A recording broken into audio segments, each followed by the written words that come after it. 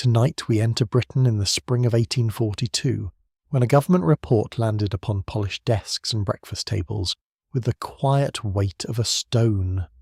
It was called the Children's Employment Commission Report, and its pages contained evidence collected from working children in mines and industrial districts. Commissioners appointed under royal authority had visited communities where prosperity rose in smoke, and where small voices seldom reached drawing rooms. Among the leading figures was the physician Thomas Southwood Smith, already known for examining how poverty, foul air, and neglected health shaped the lives of the poor. The report did not discover suffering for the first time. It did something far more uncomfortable. It placed suffering in print, arranged in columns, illustrated, measured, and offered to respectable people who preferred their coal warm, their lamps bright, and their consciences undisturbed. So, before you get comfortable, take a moment to like the video and subscribe, but only if you genuinely enjoy what I do here. And as the night settles around you, share your location and your local time below. There is something strangely fitting in knowing where other listeners are resting, while these old footsteps begin to move again. You find yourself in a London morning muted by rain and soot. The pavement carries the smell of wet horse leather, coal smoke, and stale river mist. Wheels pass slowly through the grey streets, their rims grinding against stone. Behind curtained windows, candles tremble beside cups of tea and unfolded newspapers. Somewhere, a clerk sets down a heavy volume of parliamentary evidence. Its paper is pale, its type severe, its language restrained. Yet within those carefully printed pages, childhood seems to have slipped into a place where it barely belongs. This is the first unsettling truth. Victorian Britain didn't simply overlook working children. In many towns, it depended upon them. Their labour was counted within household survival, industrial calculation, and national success. You do not yet need to enter the factory floor or follow a narrow tunnel underground. For now, you stand at the moment when a country is required to look upon what it has made ordinary. The report begins without theatrical thunder. It proceeds through examinations, observations, ages, duties, hours, distances, earnings, and conditions. That measured tone is almost more haunting than outrage. A crying child can be comforted or ignored. A table of evidence remains on the page. It does not lower its eyes. Records confirm that the Commission found children entering mine work at shockingly young ages, with some reported as beginning around 5 or 6 years old. Many more entered between 7 and 9, when a comfortable child might still be mastering reading, games, and the careful tying of shoes. Here, age does not mean readiness, it means usefulness. A body is small enough to pass through restricted spaces, obedient enough to accept orders, and poor enough to be sent. You turn a page in your imagination, hearing its dry, soft scrape. The paper carries testimony gathered by men who travelled through districts shaped by coal, iron, clay, and manufacture. Some of these investigators descended into working places themselves. Others questioned owners, overseers, families, and children. They asked questions whose answers had long been present in the streets, in tired faces, and in clothes carrying stubborn black dust. The difference now was that the answers possessed official ink. It is easy, from a safe distance, to picture Victorian adults as villains with hard eyes and perfectly curled moustaches. History, annoyingly, rarely offers such tidy comfort. Some employers defended existing practices because profit rested upon them. Some parents sent children to work because the household cupboard answered moral arguments with silence. Some politicians cared deeply, while others discovered concern only when public embarrassment became difficult to manage. A society may be cruel without every person in it waking each morning determined to be cruel. That may be the darkest part. In comfortable households, childhood was becoming something tender and protected. Books, painted toys, nurseries, moral lessons, and sentimental portraits helped create an image of the innocent child. Yet beyond those rooms, Countless young people occupied another childhood entirely. They rose according to necessity. They learned the price of bread before the pleasure of leisure. Their usefulness arrived earlier than their choices. The Commission exposed that contradiction with an almost accidental sharpness. A nation capable of praising innocence was also capable of hiring it cheaply. Ministers could speak warmly of family virtue, while families survived through wages earned by children. Well-dressed citizens could pity a pale little face in an engraving, then request more coal against the evening cold. You can almost hear the grate being stirred. It is a small domestic sound. It is also part of the machinery. One peculiar detail unsettled many readers in a way that reveals the values of the period. Public alarm did not rise solely because children laboured in darkness and exhaustion.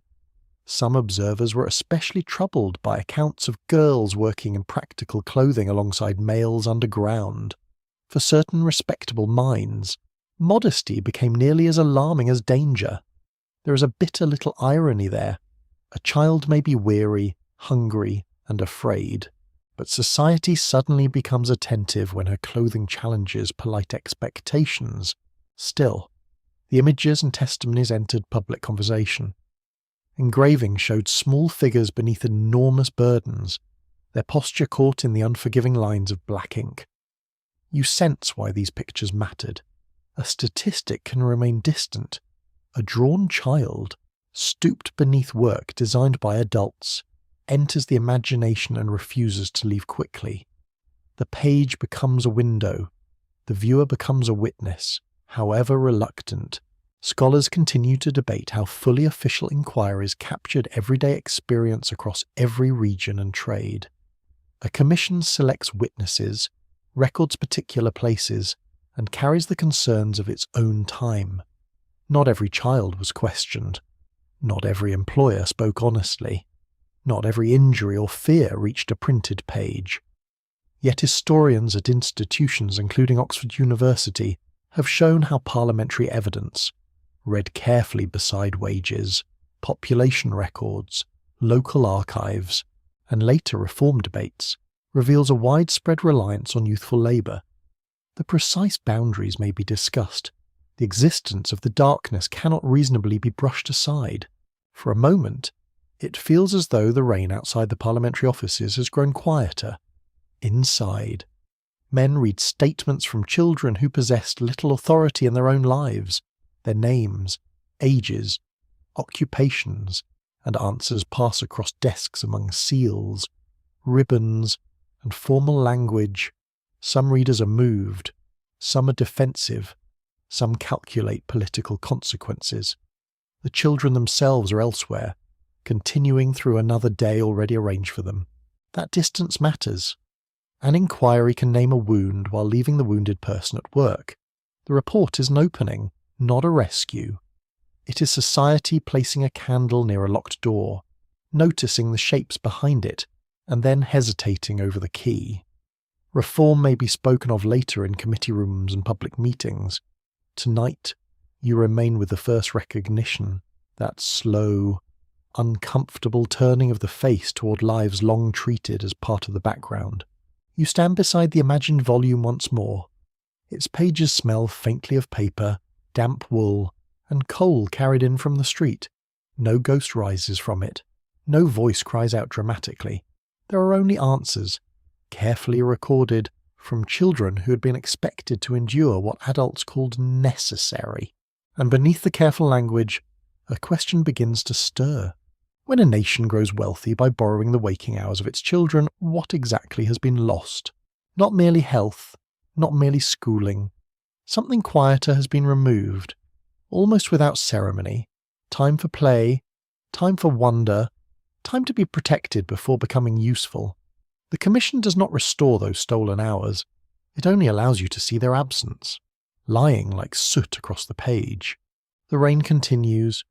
The city breathes smoke into the fading light, and somewhere beyond the printed evidence, small shoes are already waiting beside a cold hearth, ready for morning.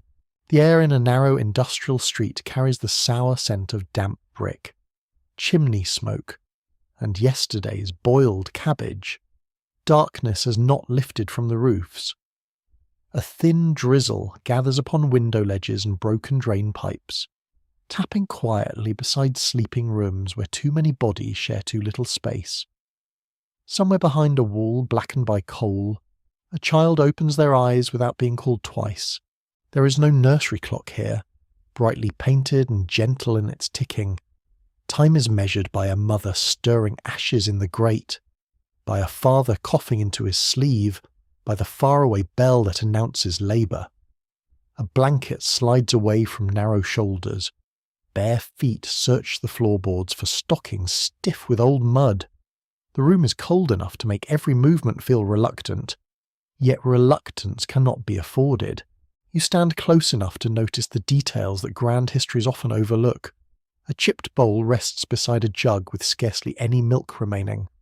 A crust of bread is divided with practical care, not because anyone enjoys the ceremony, but because portions must be accurate.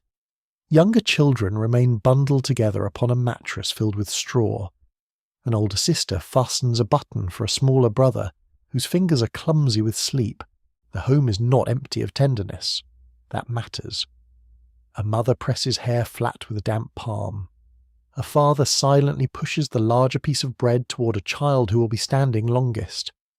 Poverty has not removed affection. It has simply made affection perform unbearable calculations. In manufacturing towns, working families often live close to mills, workshops, yards, and furnaces, packed into rapidly built streets where sanitation lagged behind population.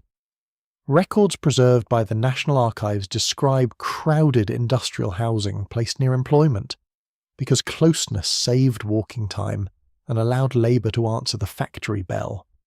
The arrangement sounded efficient upon a landlord's plan. Inside the rooms, efficiency smelled of shared privies, wet clothing, smoke, an illness passing easily from bed to bed. A candle gives a low flutter. Wax has become expensive enough to be treated respectfully, so it is pinched out quickly. The child eats standing up. Breakfast may be bread, perhaps softened with warm water, perhaps accompanied by weak tea when fortune allows. There is no leisurely complaint about the menu. Hunger teaches gratitude with grim speed. Outside, the door closes with a dull wooden knock. The street is full of movement, although morning has barely formed. Children emerge from passages and courts, some walking beside parents, others in little groups that know the route by habit. Shoes splash through shallow gutters. Wooden clogs strike the stones with a hollow rhythm. A child carries food wrapped in cloth. Another carries nothing. Having already eaten the day's first answer to hunger, your mind drifts with them beneath dark windows. A few panes show light from households already preparing for work. Others remain blind and silent, their residents perhaps sleeping because their labour begins at another hour, or because there is no employment waiting at all. In such districts, work is harsh, but the absence of work may be harsher. The family depends upon several small earnings woven together, each thread too thin to support much alone. This is where easy judgment grows quiet. Children are not always pushed from home by indifferent parents. Many are sent because adult wages fail to meet rent, fuel, food, clothing, and debt. An injury, a slow season, a dead parent, or the birth of another infant can turn a child's earnings into the narrow difference between bread and hunger.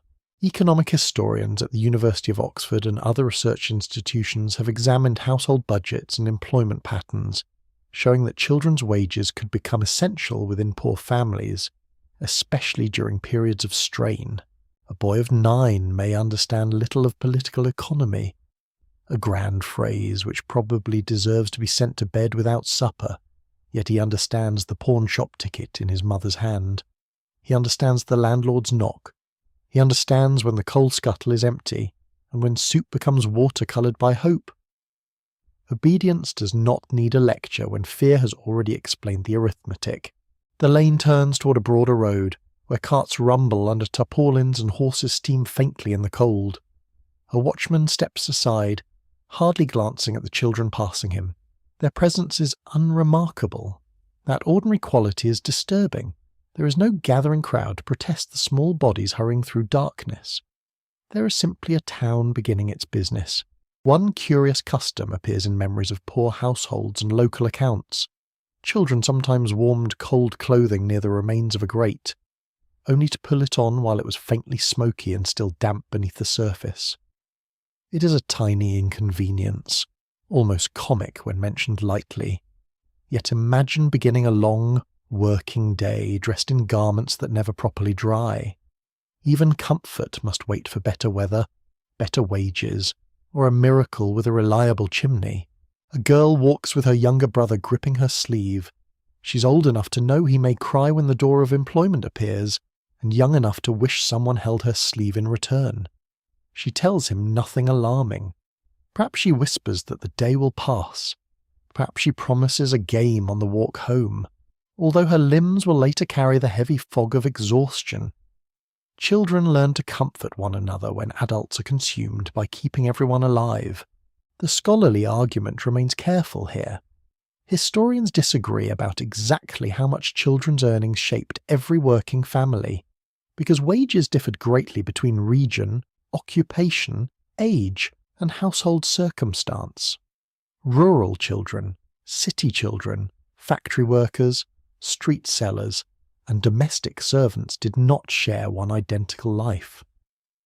Researchers at the University of York have emphasized that poor homes contain choices, relationships, pride, and differences, not merely misery arranged in rows, yet the debate does not remove the daily pressure.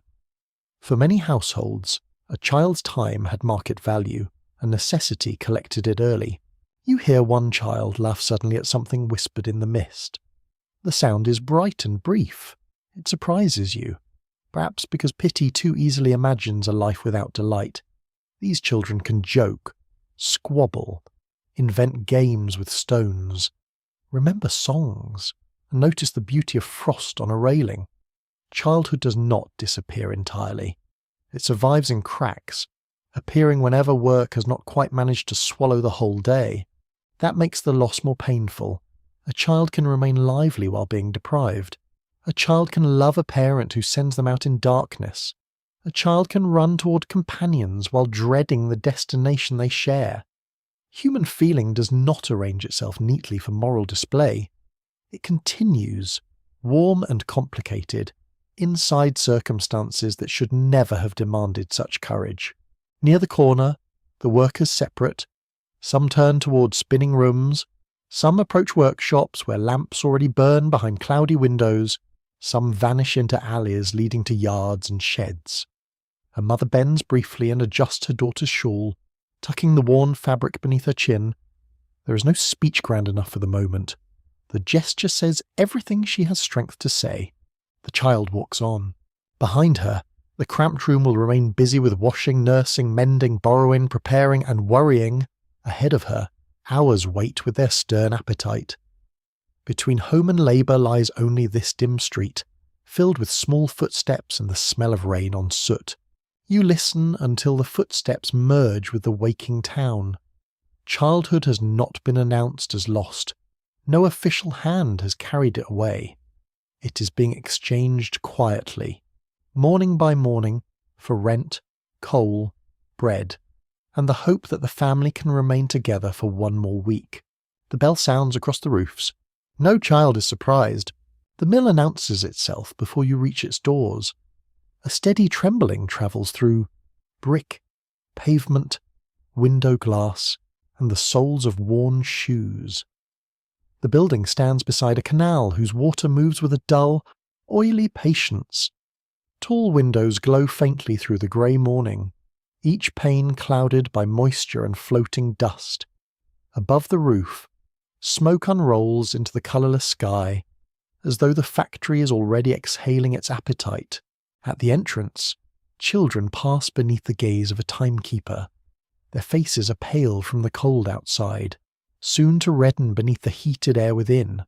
Shawls are folded away, caps are pushed firmly onto heads.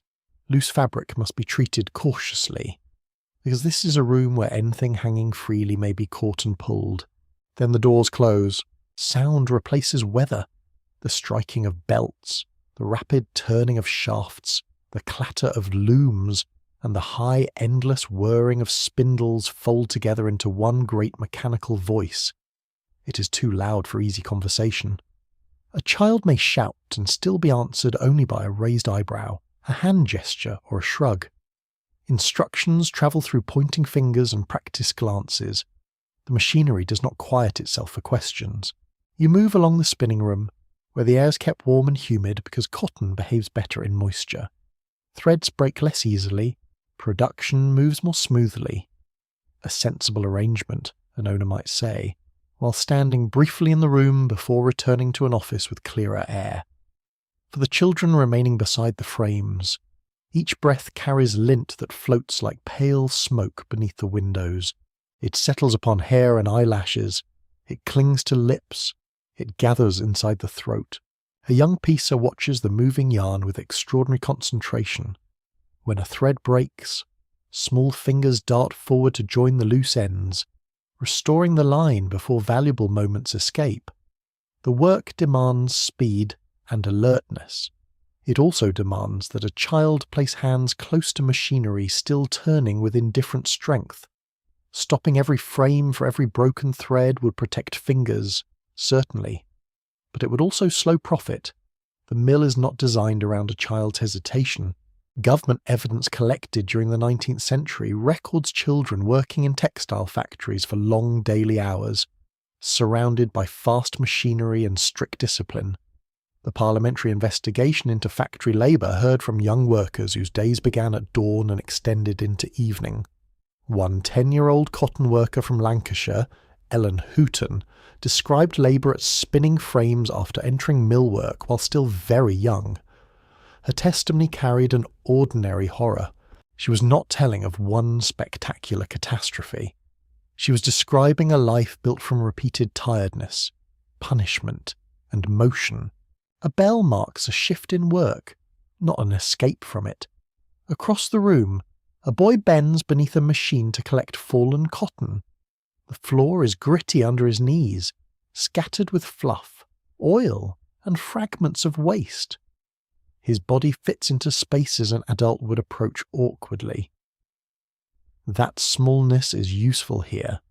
Children can reach beneath frames, slip between equipment, and perform quick, repetitive movements without receiving an adult wage. There is the calculation, hidden within the noise. A child stands beside a window whose upper panes show a thin square of daylight. It is close enough to see, yet too distant to touch. The outside world has become a small painted scene, a roofline, a chimney, perhaps the pale movement of clouds. Inside, the day is measured by thread, bobbin, motion, and stoppage. Minutes do not seem to pass naturally. They are consumed. Factory discipline can arrive through fines, angry words, withheld wages, or physical correction. A child struggling with fatigue risks slowing the machine or damaging material. Supervisors have schedules to meet, cloth to produce, and orders that must travel out into shops and markets. Kindness exists in individuals, as it exists almost everywhere, but the structure itself rewards speed. A gentle overseer may soften a moment. He cannot make 14 hours feel like play. In your ears, the mechanical roar changes into something strangely hypnotic. The wheels turn with such certainty that human movement begins to imitate them. Reach, tie, withdraw, step, lift, carry, watch, mend, continue. The children appear woven into the machinery, not because they lack feelings, but because repetition gradually conceals them. A girl may be thinking of a song. A boy may be planning to trade a button for a marble, yet their bodies must remain obedient to the rhythm around them. One curious belief sometimes circulated among families in cotton districts. The fine fluff caught upon clothing could be gathered and tucked into small cushions, or used for humble household padding. Even factory waste seemed too valuable to discard completely. It is a modest, almost tender act of thrift, turning the clinging dust of labour into something meant to soften a hard seat.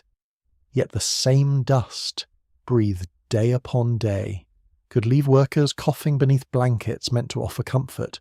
The meal pause arrives with no graceful change of atmosphere. Children sit where space permits, opening cloth bundles with fingers darkened by grime and machine oil. Bread is eaten quickly, a little cheese may appear, or an onion, sharp and fresh against the thick taste of cotton in the mouth. Some are too tired for cheerful chatter. Others regain their liveliness instantly, nudging companions, sharing some ridiculous joke, and proving that youth can flicker even within a room built to consume it. A spinner's daughter produces a twist of thread and loops it around another child's finger like a fine ring. For half a minute, there is a wedding ceremony among bobbins and crumbs. Someone makes an exaggerated bow. Someone suppresses laughter because an overseer is passing. It is foolish and bright and entirely necessary. Imagination has found a corner that the machines cannot quite reach. Then hands are called back. Researchers from universities including Oxford have examined the complicated place of textile mills in family life and industrial growth. There remains scholarly disagreement about whether factory employment, in certain towns and at certain moments, offered poor households wages that compared favourably with even harsher alternatives. A mill wage might protect a family from complete destitution. It might provide more regular income than irregular outdoor labour. Yet such arguments cannot make the spinning room gentle.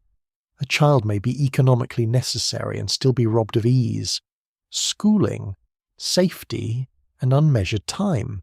That is the quiet trap inside the building. The mill does not need to be imagined as a dungeon in order to be devastating.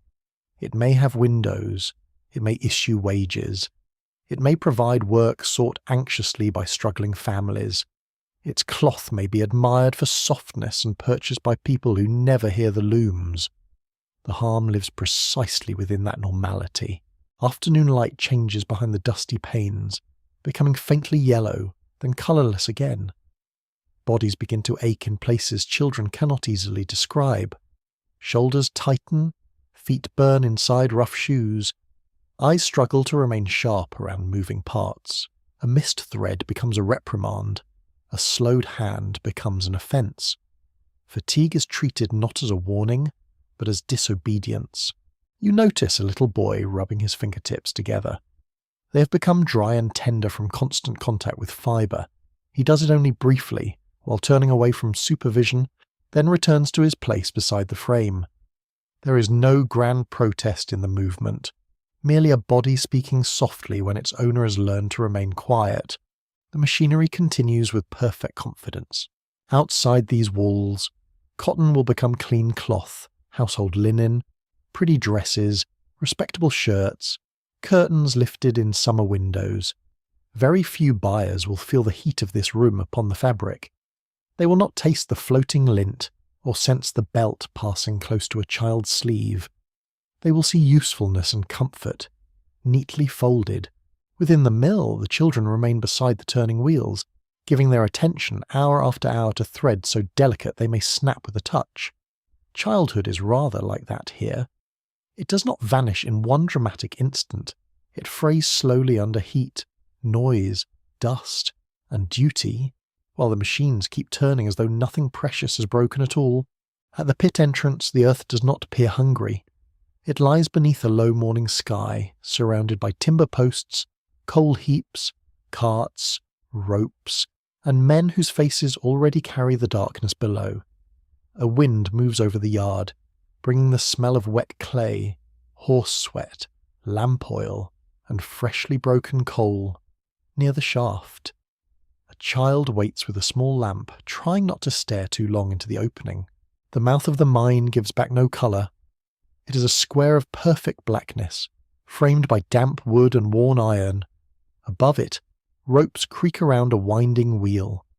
Beneath it, passageways stretch outward like hidden roots, reaching into places where sunrise has no authority. The child shifts one foot upon the mud. There is nothing playful in the gesture. It is simply the body preparing itself to descend. A basket or cage lowers with a shudder. Shoulders press closely together. A lamp flame bends and steadies. The cold air of the shaft slides against cheeks, then changes gradually into a heavy underground closeness. Sounds from the yard rise away, growing smaller with every downward movement. At last, boots touch the bottom, and the child steps into a world shaped by timber, water, stone, and darkness. Here, your eyes must learn slowly. The lamp reveals only what stands nearest. A wall shining with moisture, a beam roughened by tools, a puddle trembling beneath passing feet. Beyond the light, the mind withdraws again into blackness. The ceiling lowers along certain roads, forcing adults to bend and children to crawl. Water drops somewhere without hurry. A distant pick strikes coal with a rhythm like a clock buried alive. Some of the youngest workers are trappers. They sit beside ventilation doors, opening and closing them when coal wagons pass, so air may be directed through the underground roads. It sounds almost gentle, sitting beside a door. Yet imagine a child alone for hours in a passage with little light, waiting for footsteps and wheels, responsible for the breath of a mine whose workings extend beyond understanding. The lamp may be too costly to burn beside that child throughout the day. Darkness becomes an employer's economy. A trapper sits listening for the approach of a wagon, for a voice, for a horse, for any proof that the world still contains movement. Fingers feel along the door edge, a shoe rubs patterns in coal dust. Time passes with no window, no sky, and no reliable sign of how long the silence has lasted. The published evidence gathered in 1842 found children employed below ground at ages that disturbed even a nation accustomed to hardship. In several mining districts, children entered pits at 6 or 7 years old, while some began younger. In South Wales, investigator Robert Hugh Franks reported that children often worked the same 12-hour span as adult men, commonly from 6 in the morning until 6 at night. Their size did not shorten the working day, it merely decided which burdens they could be given. Farther along the passage, the burden changes shape. A child called a hurrier is harnessed to a coal tub by a belt around the waist, with a chain passing between the legs. The tub is heavy with newly cut coal, inroads too narrow for horses. Small bodies draw it toward larger roots. Hands press against wet ground for balance. Knees meet sharp grit and hidden stones. The chain tightens when the tub catches upon uneven track. You hear the scrape before you see the child. It arrives through darkness as an ugly dragging sound, accompanied by breath pulled through clenched teeth. A boy emerges into the lamp glow, leaning forward against the weight behind him. His face is streaked with coal and sweat. He does not look like a figure from a moral engraving. He looks smaller, warmer, more present, and terribly busy. At a rising passage, another child pushes from behind. Together they urge the load upward, their movements slow and strained. No machine replaces them here. Their bodies are the mechanism.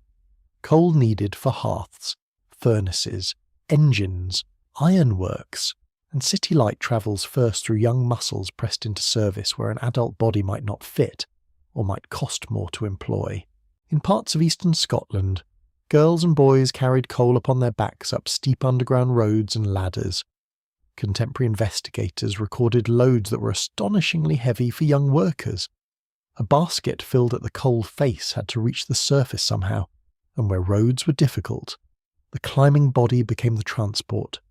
A girl ascending in darkness with coal upon her shoulders might pass another descending for the next load, both too breathless for speech. A curious detail survives in descriptions of mining communities. Some children became so accustomed to travelling in darkness that they recognise companions by footsteps, coughs, or the scrape of a particular coal tub. An adult visitor might hear only confusion beneath the ground. The child heard names without seeing faces. It is a remarkable human adjustment, and also a sorrowful one. No child should become expert in identifying friendship through darkness alone. Not every moment contains terror. Somewhere in a resting pause, a boy may tap a small tune upon a wooden prop. A girl may tell a ridiculous story about a pony more stubborn than its driver. A laugh rises and is swallowed quickly by the passages. Life persists even here, because children carry life into almost any place adults create for them. Yet laughter cannot widen the roof or lift the coal from their backs. There are dangers no young worker can master. A roof may loosen, a rope may fail, water may gather, air may become foul where ventilation weakens. A careless flame may carry terrible consequences in workings touched by gas. A child placed beside a door understands perhaps one duty, yet depends upon countless unseen decisions made by owners, viewers, miners, engineers, and chance itself. Historians continue to examine how children understood their own mining labour, because official testimony was shaped by questions asked by adults and recorded for public purposes. Researchers studying the industrial past at Oxford University and other major institutions note that mining families often possess strong traditions of skill, pride, and mutual dependence. Wages brought food into homes, and young workers could feel useful within families they loved. But pride in endurance does not make the conditions humane. A child may value contribution while deserving protection from work that steals daylight and safety. The silence near the ventilation door grows thicker. A tiny flame appears around a corner, moving slowly with an approaching tub. The trapper rises, stiff from sitting, and opens the wooden door at the proper moment. Wheels grind past. A man calls something indistinct. Then the door closes again, returning the passage to its appointed air and its private darkness. Above ground, noon might be passing over fields and roofs. Perhaps rain has stopped. Perhaps light rests upon puddles in the yard. None of that reaches the seated child except as an idea, vague and pale as a half-remembered dream. A hand rests upon the door latch. Coal dust lines the fingernails. Somewhere deeper inside the earth, another load is being cut free, another chain drawn tight, another small back bent toward necessity. The mind does not ask whether the child is afraid of the dark. It simply teaches the child to work inside it.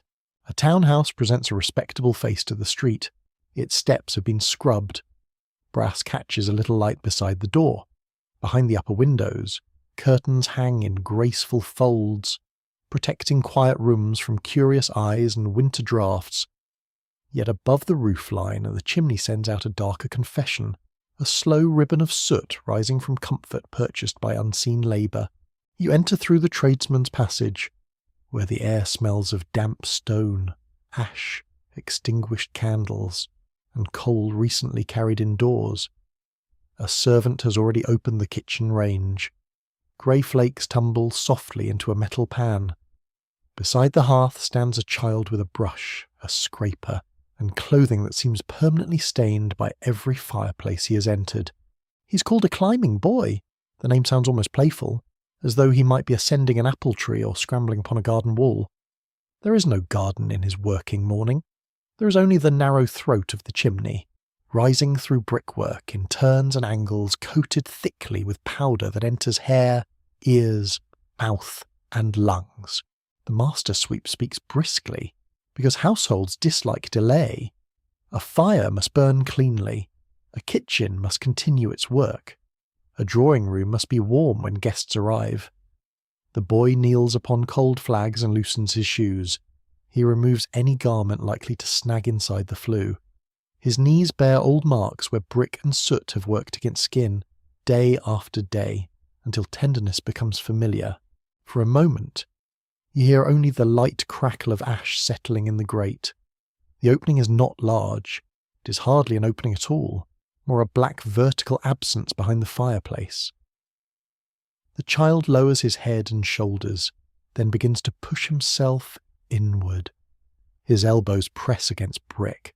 His knees seek purchase beneath him. Soon his feet vanish, leaving only a small scattering of soot upon the hearthstone. The chimney encloses him completely. Inside, there is no graceful climbing.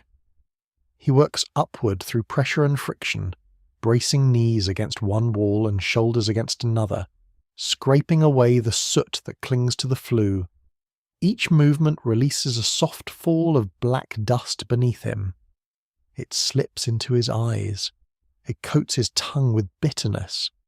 If the passage narrows, he must breathe carefully and force his body through a space built for smoke, not children. In Victorian households, chimneys required regular cleaning because accumulated soot could block drafts or catch fire. Children were used because their bodies could enter flues too restricted or twisted for grown men.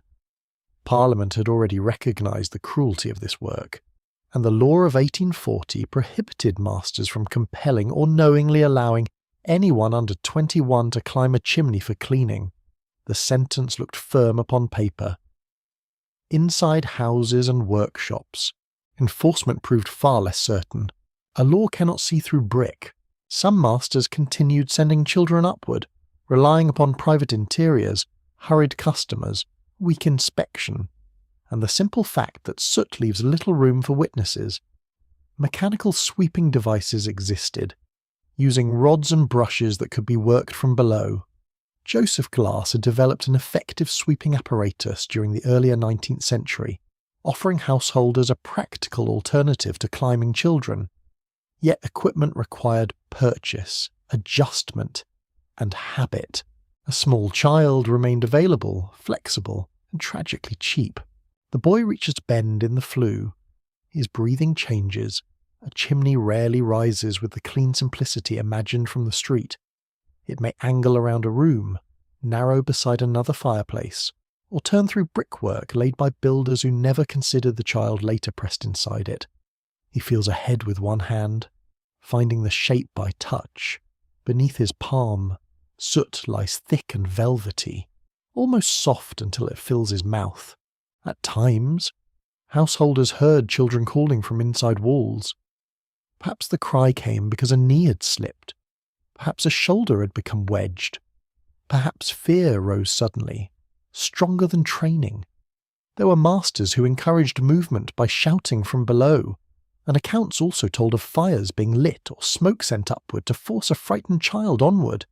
The idea is so cruel that the mind resists it. Yet respectable rooms could hide unrespectable practices remarkably well. On a landing above, a maid folds fresh linen beside a bedroom fireplace. A vase holds dried lavender, its gentle scent lingering faintly in the colder air. She may know the boy is working within the chimney. She may pity him. She may have little authority to object. The household moves according to rank, duty, and expectation. Everyone seems placed within some narrow passage. Though only one child is covered from head to toe in soot, there is an odd economy attached to the sweep's burden. The soot collected from chimneys was not merely thrown away. It could be sold for use upon land, mixed into the practical commerce of gardens and fields. A child crawls through a choking darkness so the black powder surrounding him may acquire a second value.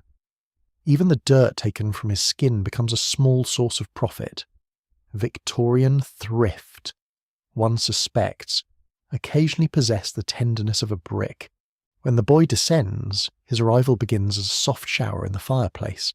Then heels appear, twisting cautiously downward. A thin body follows, folding itself from the opening onto the hearth. He blinks rapidly, trying to clear his eyes without rubbing more soot into them. His face has disappeared beneath black powder, except where tears or sweat have cut faint lines along the cheeks. He does not receive applause for returning safely. Survival is treated as part of the service. The master collects the fallen soot. The servant examines the grate. Somewhere in the house, a bell rings for breakfast trays, coal scuttles, or hot water. Domestic comfort begins again with remarkable composure. A clean fire will glow later upon polished furniture and framed portraits. Those seated near it may complain mildly about smoke in the city, while remaining unaware of how intimately smoke has entered the child who prepared their warmth. Medical observation had begun exposing an especially disturbing consequence of this trade. Surgeon Percival Pott identified a cancer found among chimney sweeps, connecting disease with prolonged contact with soot. His work became one of the earliest clear recognitions that a particular occupation could produce a particular cancer. The illness often appeared as boys grew older, as though the chimney had placed a delayed claim upon bodies already released from its walls. Scholars still discuss why climbing boys persisted despite reformers, inventions, legislation, and growing public discomfort. Some emphasize household indifference and employers determined to protect income. Others point to uneven local policing, poverty, apprenticeship customs, and the difficulty of proving offences committed inside private homes. Historical research published through Yale University Press has explored how the campaign against urban filth collided with the human cost of keeping respectable cities clean. The precise balance of motives remains debated. The child inside the flue experiences their combined result without scholarly distance. A second chimney waits nearby. The boy drinks a little water from a cup, leaving a grey mark upon its rim. He coughs once, quietly, then lifts his brush again. His master gathers the tools. The household door opens, admitting a slice of pale daylight and the cool scent of rain from the street. Above the roofs, smoke rises calmly from fireplaces newly cleaned. It drifts into a sky that offers no judgment and no shelter. Beneath it, a soot-covered child walks toward another polished doorway, carrying the darkness that warm rooms have chosen not to see. A faint sulphurous smell hangs over Bow, sharp enough to catch in the throat, yet familiar enough that passing residents scarcely turn their heads. The streets of eastern London are waking beneath a pale sky. Carts bring wood, paper, paste, and chemical ingredients through gates surrounded by brick walls. From within the factory comes neither the deep thunder of machinery nor the scrape of coal. Here, the work announces itself through trays, brushes, boxes, and the brittle whisper of thousands of matchsticks shifting together. You enter a long room warmed by bodies, lamps, and drying materials. Rows of girls and young women sit at benches beneath windows streaked by grime. Some are barely beyond childhood. Others carry the weary confidence of those who have performed the same movement for years. Hair is pinned away from faces. Sleeves are rolled carefully. Fingers travel with speed over wooden splints, paste, paper labels, and shallow boxes waiting to be filled. The matches look harmless. They are slender, pale, almost elegant in bundles. Each one intended to grant a brief obedient flame to a candle or cooking fire. A household may use one without thought, striking it against a rough surface, admiring the quick flare, then discarding the blackened stick. Here, the flame has not yet appeared. Only the ingredients remain, and one of them drifts quietly through the worker's days. White phosphorus makes a match easy to ignite. It is wonderfully convenient, particularly for customers who prefer their fire without argument. In a factory, convenience acquires another face. Warmed phosphorus can release harmful vapour, surrounding workers who dip, dry, handle, and pack matches during repeated hours. The danger does not seize every hand instantly.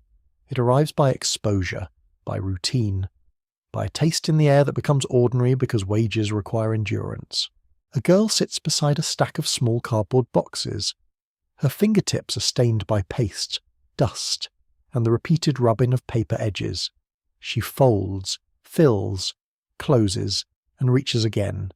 Fold, fill, close, reach. Beside her, another worker ties completed boxes into neat parcels. The labels are cheerful, decorated with confident lettering and little promises of reliable flame. It is difficult not to admire the neatness. It is equally difficult to forget who must breathe over each parcel. The Bryant and May factory at Bow became one of Britain's largest centres of match production, employing thousands of women and girls during the late 19th century. Historical records preserved by the National Archives confirm that its workers handled matches made with white phosphorus, a substance associated with phosphorus necrosis of the jaw. Physicians observed that prolonged exposure could begin with tooth pain and swelling, then become a grave and disabling occupational disease. The flames sold to the public could begin harming workers long before any match reached a kitchen grate. Nothing in the room pauses for a toothache. A discomfort may begin as a private nuisance, dismissed during a busy morning and worried over during the walk home. Dental care costs money. Missing work costs money. Telling a supervisor risks attention of the least helpful kind. The body attempts a quiet warning, while the workbench offers an immediate instruction. There are boxes to complete. There are hands waiting for payment. A forewoman passes along the bench, examining output with sharp attention. Production may be measured by piecework, rewarding speed only when work remains accepted. Spoiled materials, untidy benches, lateness, whilst damaged matches can become deductions from small wages. A girl may arrive hungry, work among poisonous fumes, purchase materials needed for her task, and discover at week's end that neat arithmetic has thinned her earnings again. Numbers possess an impressive ability to look innocent in a ledger. The room brightens gradually as morning settles upon the windows. Light catches floating particles above the tables. A girl rubs her nose with the back of her wrist, careful not to smudge the rows she has arranged. Across from her, a younger worker tries to match an older girl's pace, her fingers moving earnestly, never quite quickly enough. No bell announces that her concentration is extraordinary for her age. Industry accepts extraordinary effort as though it were simply due. Yet the workers create little moments of their own. A scrap of coloured label is folded into a tiny fan. A rejected box becomes a cradle for an imaginary kitten. Someone quietly names a crooked bundle after a proud supervisor, because small revenge is pleasantly portable. Laughter flickers down the bench and settles rapidly when footsteps approach.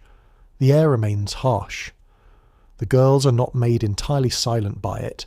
There is a peculiar tale associated with white phosphorus work. In dim conditions, contaminated materials, and sometimes the breath or clothing of exposed workers, could seem to carry a faint ghostly glow. Medical writers later described this pale luminosity with clinical interest. To a child walking home under a darkening sky, the thought is less scientific and more unsettling. Imagine spending your day making light, then fearing that some unnatural trace of it has followed you out through the factory gate. A meal is taken with a reluctant practicality. Bread is unwrapped near the work area, because space is limited and time is valued more highly than comfort. The scent of food mingles with chemical sharpness and glue. Fingers which have handled match materials now break a crust in half. A sip of tea clears the mouth briefly, then leaves the familiar taste waiting underneath. Hunger can persuade people to accept arrangements that would horrify anyone eating elsewhere. The British Dental Journal, published within the Nature Research family, has traced how physicians and regulators slowly came to understand the connection between phosphorus match production and destructive jaw disease. The medical knowledge didn't appear suddenly like a struck match. Reports gathered gradually, case by case, observation by observation, while workers continued entering rooms where the risk remained present. Scientific recognition can be painfully slow when the people most affected possess the least power to command attention. Scholars still disagree about the full reach of illness among match workers, partly because medical reporting was uneven and some afflicted people vanished from factory records. Historians also ask how much young workers knew about the danger at different moments, and how warnings travelled among benches, families, doctors, and employers. Illness may be recorded in a clinic. Fear is harder to measure. A girl who quietly watches another worker leave with a swollen face may understand far more than any official form records. At one table, a worker pauses with a box held loosely between her palms. Her hands are quick, capable, and useful to the business surrounding her. They are also young hands, meant perhaps for letters, embroidery, garden soil, piano keys in another life, or simply idleness beneath an open sky. Instead, they arrange instruments of domestic convenience in a room where the cost of convenience lingers invisibly in the air. The matches are carried away in clean parcels. Soon they will rest upon mantelpieces, shop counters, kitchen shelves, and bedside tables beside candles prepared for evening. A mother may strike one to heat a kettle. A gentleman may light a lamp and continue reading comfortably. The flame will appear bright, obedient, and brief. In Barry, the scent remains much longer. The girl lowers her head and begins another box. Wood taps lightly against cardboard. Paper brushes against skin. Around her, thousands of sleeping flames wait to be sold, while the hidden burn of labour continues without light, without warmth, and almost without witness. A copper coin rests on a wooden table, small, dull, and suddenly important enough to command every eye in the room. Beside it lie 2 more coins, a folded rent notice, a loaf reduced to its heel, and a candle burned low inside a saucer. The evening air smells of onions softened in water, rain drying from wool, and coal smoke seeping through imperfect walls. No one speaks at first. The family is counting. Her mother smooths the coins with one finger, as though gentleness might persuade them to multiply. Her husband has brought home less than expected, because the yard has been quiet and the employer has shortened the week. A daughter has received her small wage from sewing work. A son places down pennies earned through errands and carrying parcels. The youngest watches, sensing that the table holds a serious language, although nobody has taught him its grammar. Rent takes its portion before hunger may argue. Fuel insists upon another. Bread, oatmeal, dripping, potatoes, soap, lamp oil, shoes, thread, and a little tea stand in a patient line, each claiming necessity.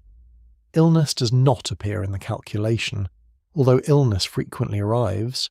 Neither does broken crockery, a lost tool, a burial, or the cruel inconvenience of winter. Poverty is rarely one great disaster. It is 1,000 ordinary expenses meeting wages too small to greet them properly. In such a room, a child's earnings are not considered pocket money. They become part of the household pulse. A few shillings may mean a fire burns through Sunday.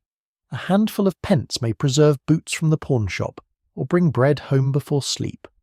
The decision to send a child into employment can be made with shame, reluctance, and tears, then repeated because affection alone cannot be boiled into supper. You sit near the hearth, where the flame struggles beneath a thin scatter of coal. The father turns his cap slowly in his hands. He knows the factory takes something from his daughter each morning. He sees her shoulders stiffen when she reaches for her shawl. He knows her eyes grow red when work has continued too long. Still, his own hands cannot guarantee enough employment, and every available coin has already been named. Respectability has its own hunger. Families fear the workhouse almost as fiercely as they fear an empty cupboard. To ask for public relief may invite inspection, separation, humiliation, or whispered judgment from neighbours equally close to disaster. The workhouse system established under the Poor Law Amendment Act of 1834 was deliberately designed to make indoor relief harsh and undesirable. Husband, wife, and children could face separation upon entry. Assistants offered shelter, yet demanded a painful surrender of home and family life. A child may therefore appear at an employer's gate not because home has rejected him, but because home is trying desperately to remain a home. That distinction matters. He carries more than a tin of food or a ragged scarf. He carries the quiet terror of a family unwilling to cross another threshold, where officials may decide how they eat, sleep, dress, and remain together. Research led by historians at the University of Cambridge has examined working-class household incomes during industrial Britain, showing that family survival often depended upon contributions from women and children, especially when male wages were uncertain or inadequate. A father's pay could remain central and still fail to cover basic needs. The family economy was not a comfortable choice between leisure and employment. It was a balancing act performed over an open drop. The price of bread is discussed with serious attention because bread is not merely food. It is the stable centre around which poorer meals arrange themselves. When flour prices rise, every mouth becomes more expensive. When wages fall, every slice becomes thinner. A growing child consumes food while being expected to earn money. An arrangement so neat in economic theory and so wearying within a human body. At the corner shop, a woman asks for half a loaf and a small amount of tea. Her voice remains courteous, despite knowing she must request credit once more. The shopkeeper keeps a book with family names and amounts written beside them, each entry a little chain extending into the coming week. He is not necessarily cruel. He must purchase stock himself. He may have his own unpaid bills folded beneath the counter, need passes from hand to hand, acquiring interest along the way. One small custom becomes almost ceremonial on difficult evenings. Poor households sometimes save tea leaves already brewed once, drying or steeping them again for a weaker second pot. Occasionally spent leaves were even freshened with herbs or colouring by dishonest sellers and offered back into trade. A respectable cup of tea, that proud comfort of Britain, could be asked to perform several lives before surrendering entirely. Even refreshment learned not to complain. The daughter at the table lifts the heel of bread and divides it with a knife. She gives the thicker piece to her younger brother before anyone notices. Her mother notices.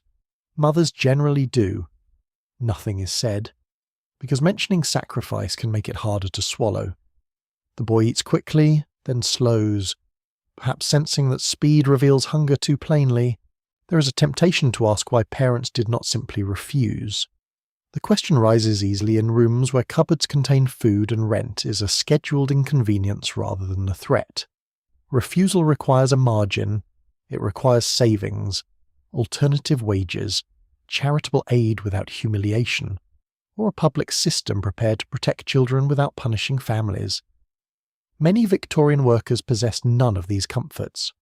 To remove a young wage could mean moving to a worse lodging, selling bedding, losing tools, missing rent, or seeking relief under conditions designed to deter them.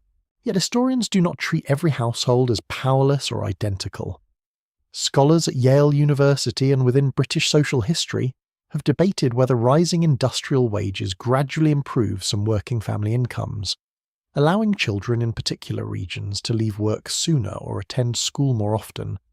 Others emphasise that averages conceal the households struck by widowhood, unemployment, sickness, large families, or low-paid trades. Prosperity may brighten national tables while failing to reach the particular table where 3 coins wait beneath a candle. A woman carries a bundle toward the pawnbroker near closing time. Wrapped inside is a Sunday jacket, brushed carefully before being surrendered. The broker knows the exchange well. Clothing, blankets, boots, cooking pots, and tools may travel in and out with the rhythm of weekly wages. Some families pawn garments early in the week and redeem them for Sunday appearance, maintaining dignity through a remarkable choreography of absence and return. The child waiting at home understands the missing blanket without receiving an explanation. He understands why the room feels colder. He understands that his wage packet causes his mother's face to soften for an evening, even though she dislikes taking it from his hand. In this way, labour can become tangled with love. The very money that proves a child is being overburdened may also prove that the child has helped preserve those he treasures. Outside, a cart rattles over stones, delivering sacks of flour to a baker whose ovens will begin before daylight. Inside the room, the coins are separated into little groups, one for rent, one for bread, one for coal, though scarcely enough. The remaining amount is covered by the mother's palm, as if protecting it from the hungry air. The child leans sleepily against the table.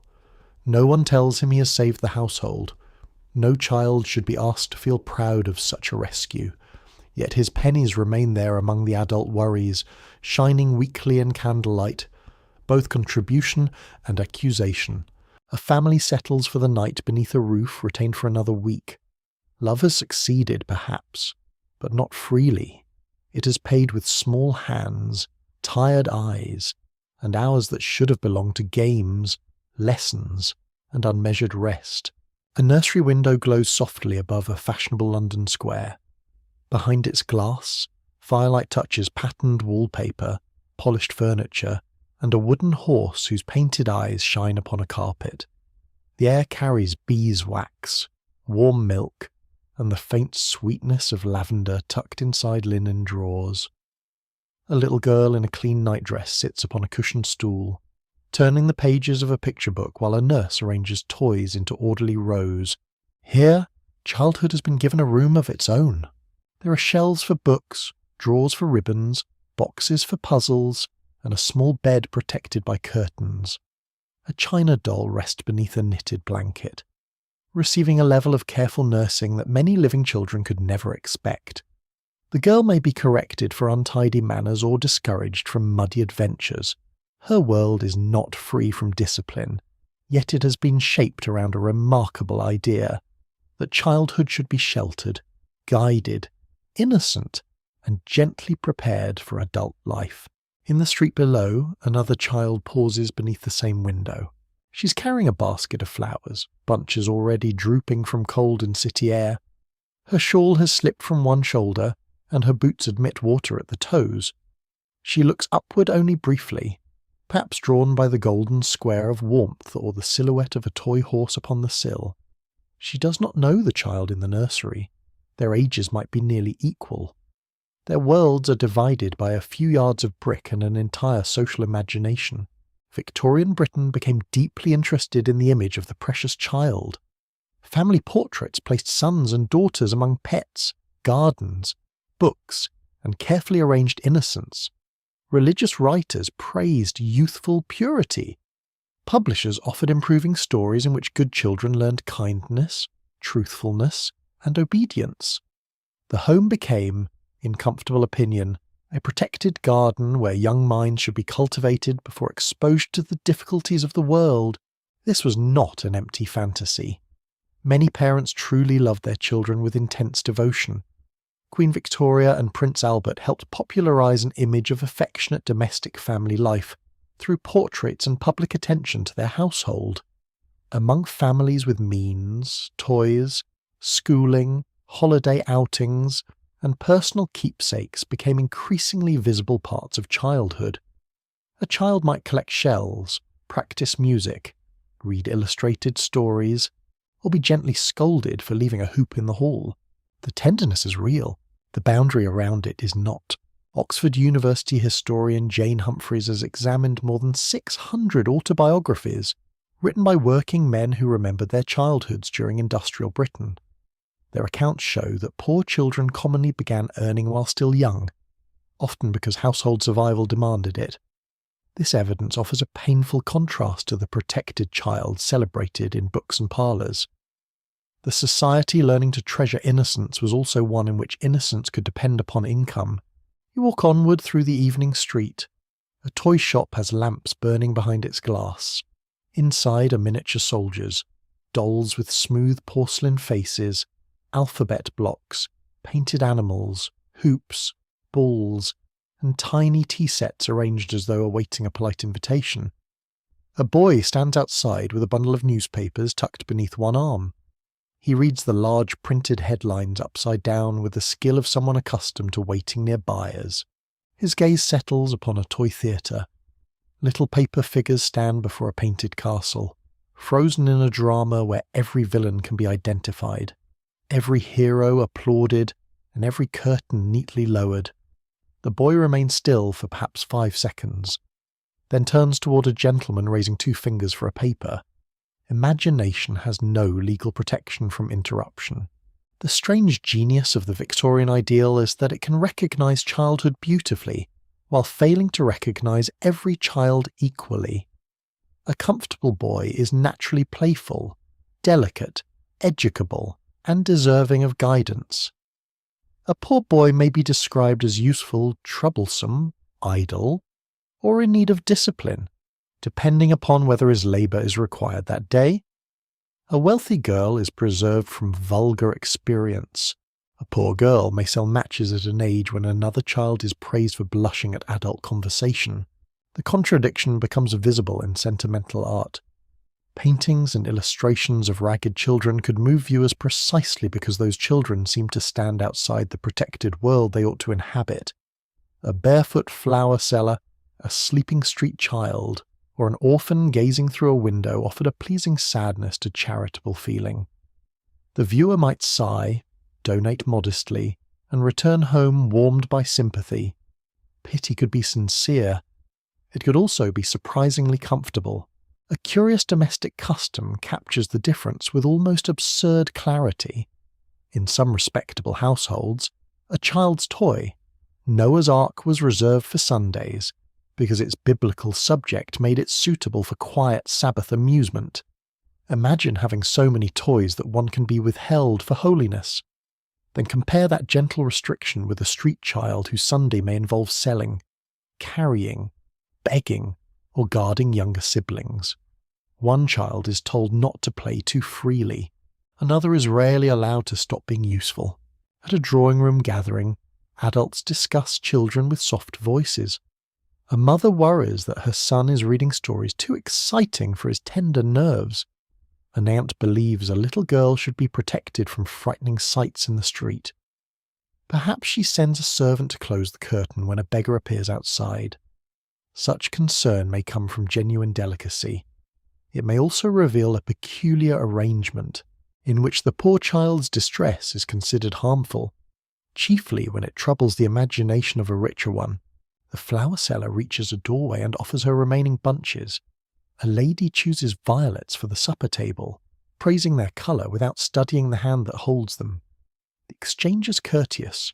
A coin drops into a palm reddened by cold.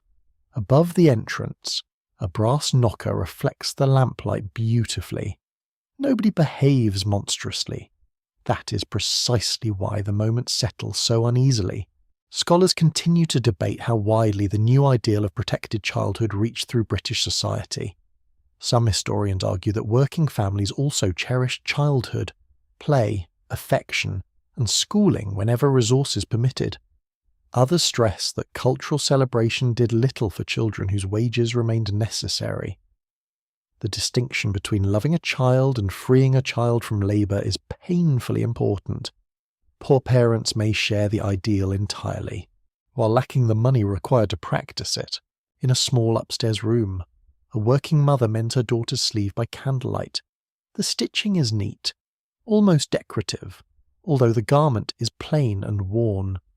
She may have seen elegant children walking with their nurses in a park.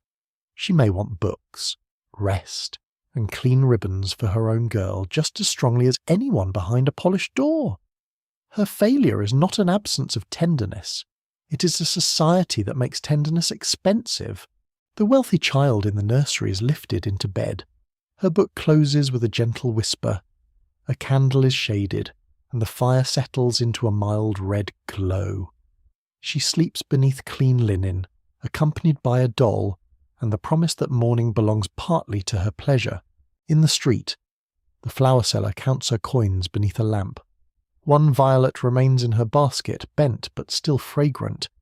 She touches it lightly, as though considering whether beauty may be kept when it has failed to sell. For a moment she holds it close. Then she walks into the dark with childhood still visible upon her face, and usefulness already wrapped around her shoulders. A clerk sits beneath a high window, his pen moving across ruled paper with patient, practiced strokes. The room smells of ink, leather bindings, damp coats, and a coal fire that has failed to warm the corners. On the table lie bundles of testimony gathered from mining districts, workshops, potteries, and crowded manufacturing towns. Pages wait to be numbered, copied, ordered, printed, and carried into a world where suffering becomes official only once it can be filed.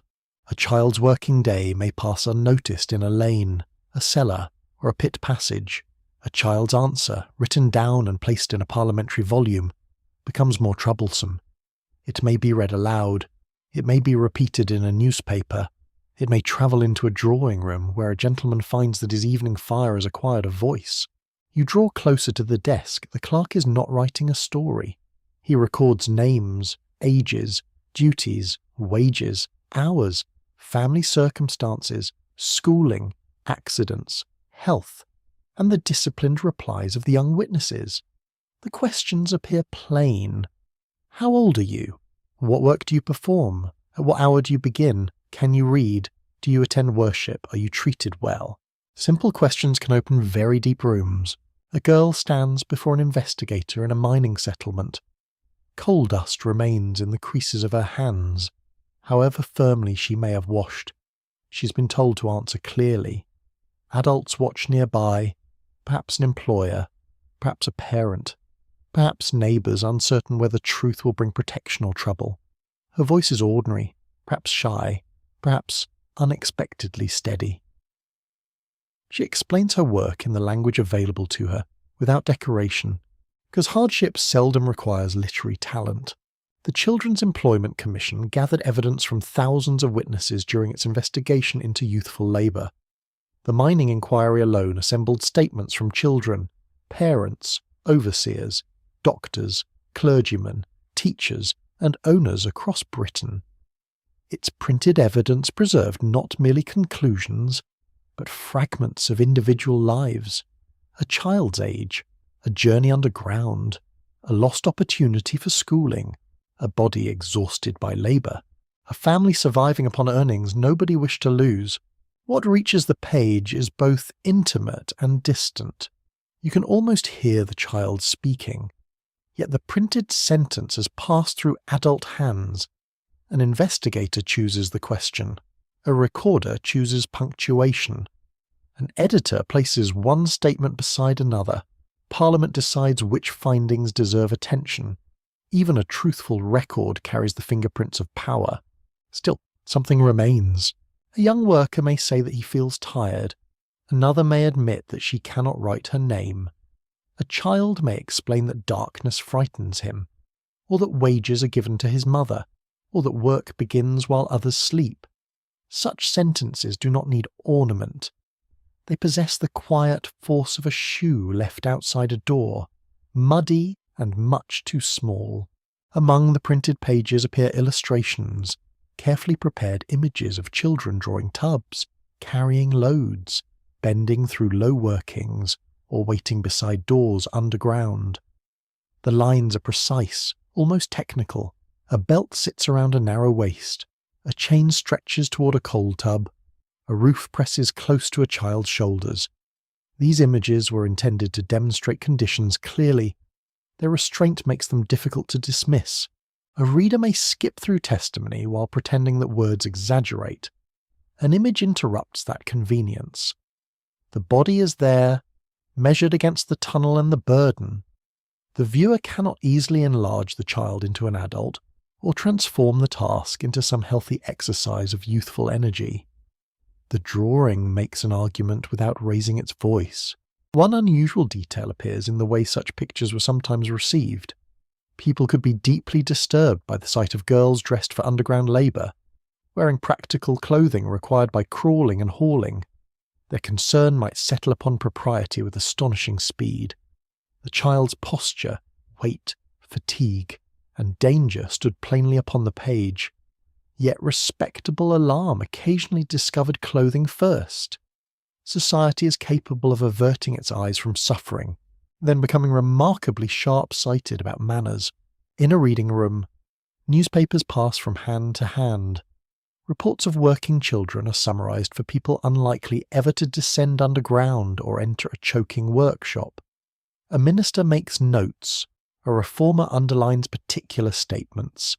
An employer reads defensively, irritated by descriptions that threaten custom and profit. Elsewhere, a woman pauses over an engraving and glances toward her own sleeping children with a discomfort she cannot quite set aside. The children whose answers fill these pages may never know who has read them. Some cannot read the report themselves. Their words are carried through print into debates from which they remain absent. They provide the evidence, while adults decide how much evidence is sufficient. A girl may give her account faithfully in a cottage or schoolroom, then return to the labour she has described, leaving her voice to travel without her. There is a small tragedy in that separation. The page grants endurance to a child's words, yet it cannot return the hour spent giving them. It cannot scrub away dust, mend a strained back, or place a book into hands required elsewhere. Paper remembers, paper does not embrace. The National Archives preserves selections from these investigations because they are among the clearest surviving encounters with children whose lives might otherwise have vanished into wages, parish registers, and burial entries. Historians at Oxford University have also turned to autobiographical memories written by former working children in adulthood, finding experiences of early labour that deepen and complicate the official record. Taken together, such evidence does not offer one perfect portrait.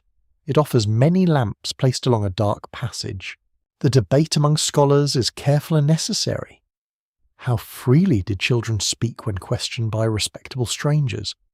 Did fear soften their complaints? Did reformers select the most alarming cases to persuade Parliament? Did employers encourage more favourable answers? Were girls domestic workers, casual labourers, and children outside great industries recorded with equal attention? Silence in an archive can be accidental, or imposed, or purchased by exhaustion. Yet uncertainty is not innocence. The missing voices do not make the recorded ones less grave. Instead, they suggest how much hardship escaped preservation entirely. For every child whose name appears in heavy printed volumes, others leave almost no mark beyond a census line, a wage entry, a hospital note, or a memory carried briefly by someone who loved them. A commissioner's pencil scratches softly upon paper. The girl answering him twists a thread at the edge of her sleeve. Perhaps she wants to leave. Perhaps she is curious about why her ordinary day now matters to a gentleman with questions. Perhaps she suspects that grown people are strange creatures, capable of being astonished by arrangements they have passed in the street for years. The investigator closes his notebook. Her evidence has been taken. In time, printing presses will strike ink onto large sheets. Pages will be sewn into weighty volumes, their covers sober and official. Those books will sit upon shelves beneath dust, but the words inside them will remain restless. A small voice has entered the machinery of the state. It may be softened, arranged, or surrounded by argument, but it cannot be made entirely unheard. You linger beside the desk as the fire collapses into embers. The clerk dips his pen once more, then writes another name, another age, another occupation. A child who possessed little power has become part of the permanent record. Not rescued, not restored, but written down, and sometimes in a society practised at forgetting. That is the first sound a locked door makes when it begins to open.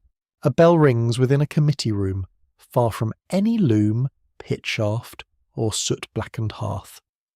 Morning light settles upon green leather benches and stacks of papers tied with ribbon. Men rise, clear their throats, exchange guarded remarks, and carry petitions beneath their arms. Outside, wheels roll through London mud. Inside, childhood has become a subject of law.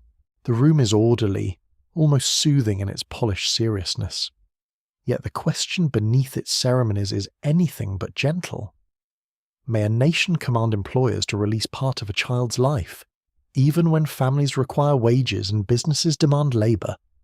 That question enters speeches, private letters, public meetings, chapel halls, factory towns, and columns of newsprint. It is no longer possible to claim that nothing has been seen. A reformer unfolds a petition upon a table. Its paper has travelled from an industrial district, carrying signatures of workers who know the cost of long hours personally. Some ask for protection for their children. Some ask for shorter days for everyone whose strength is measured against machinery. A mill owner elsewhere prepares a counter-argument, warning that restrictions will damage trade, reduce wages, close factories, and reward foreign competitors. Prosperity, he insists, cannot be ordered by sentiment. The children remain absent from most of these rooms. Their bodies are the subject under discussion, yet adult voices surround the decision. One gentleman speaks of mercy, another speaks of discipline. A third speaks of commerce with the gravity usually reserved for weather and war. Somewhere, a child is turning a spindle, filling a box, or carrying a basket while respectable men consider how many hours of that labour count as reasonable. The Factory Act of 1833 marked a decisive change in the textile industries. It prohibited factory employment for children under 9 years old, limited those aged 9 to 13 to no more than 9 hours of work each day, and required 2 hours of daily schooling for younger child workers. It also created a small professional inspectorate, giving government officers authority to enter factories and examine whether the rules were being followed. 4 inspectors were appointed. The number sits quietly on the page.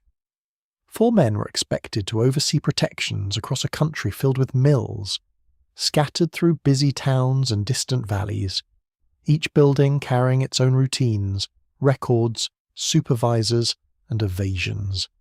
4 pairs of eyes against thousands of windows. 4 sets of boots walking toward the sound of machinery. Parliament had accepted responsibility, yet responsibility had been issued a rather modest travelling allowance.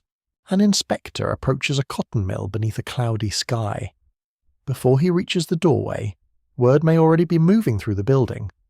A child standing where regulations forbid may be shifted elsewhere. A record book may become suddenly tidy. Ages may be supported by certificates whose certainty is more convenient than convincing.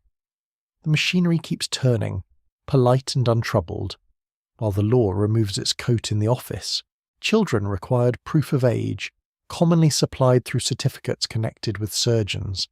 This sounds wonderfully exact, as though every young worker carried a reliable birthday neatly sewn into a pocket. In practice, poor families did not always possess clear records. Ages could be uncertain, and employers had reasons to welcome convenient conclusions. A small child judged old enough by paper might become legally suitable for hours, her face still questioned. In a schoolroom attached to factory life, a teacher faces children released for their required instruction. Slates rest upon desks scratched by previous hands. Chalk dust gathers in the seams of floorboards. A child tries to shape letters while the muscles of his fingers still remember work. Another fights sleep openly, her head dipping once, then rising with embarrassed determination. Education has entered the law, but it arrives carrying fatigue upon its shoulders.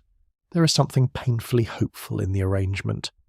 2 hours with letters and numbers may open a small window beyond repetitive labour.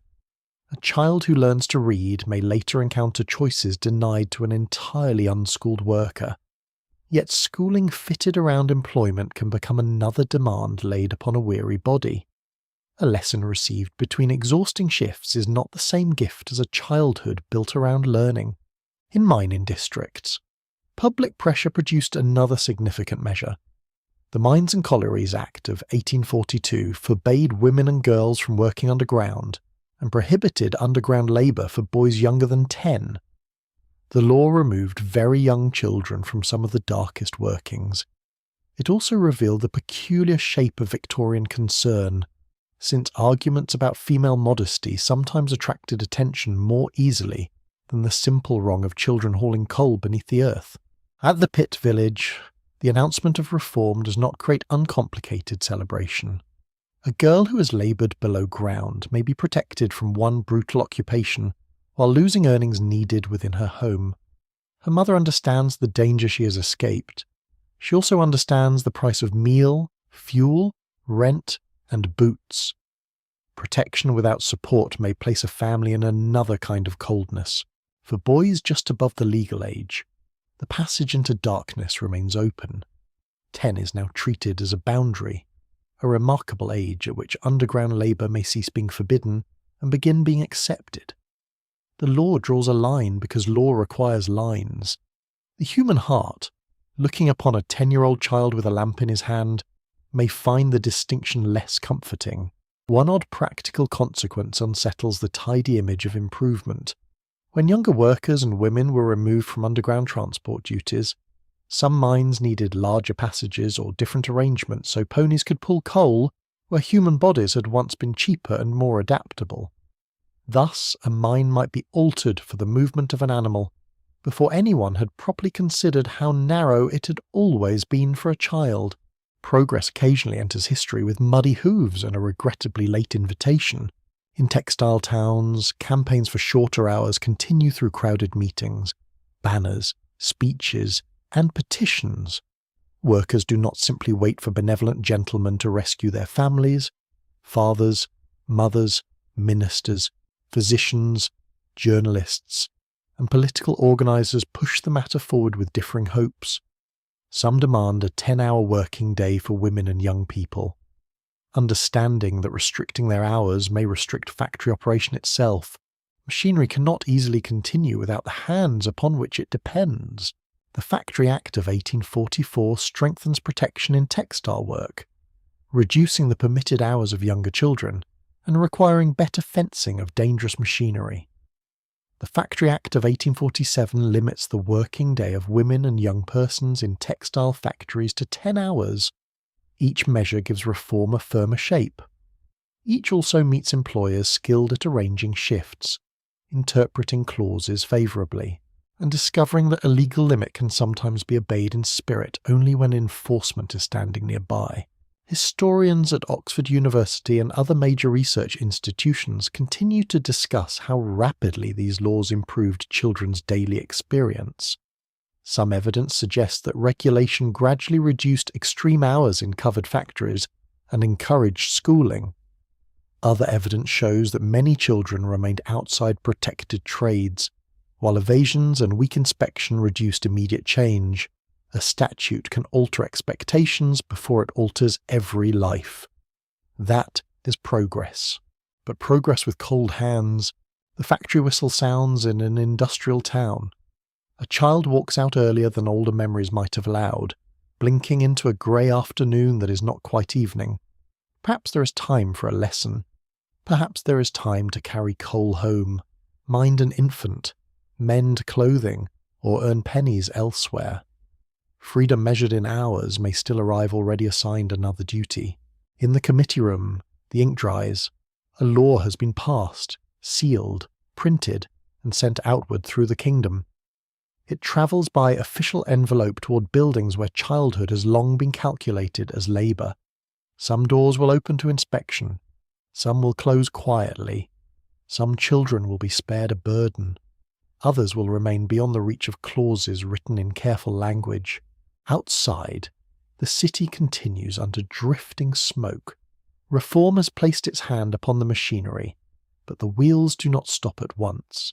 They slow unevenly, reluctantly, while small lives wait for protection to become something more substantial than words. A school bell trembles across a narrow street, thinner and brighter than the factory whistle sounding from the opposite direction. For several seconds, the two notes seem to argue above chimney pots and washing lines. One calls children toward benches, tree, maps, and letters. The other calls them toward wages, discipline, and the bread their families can actually eat. A boy stands between those sounds with a slate tucked beneath his arm.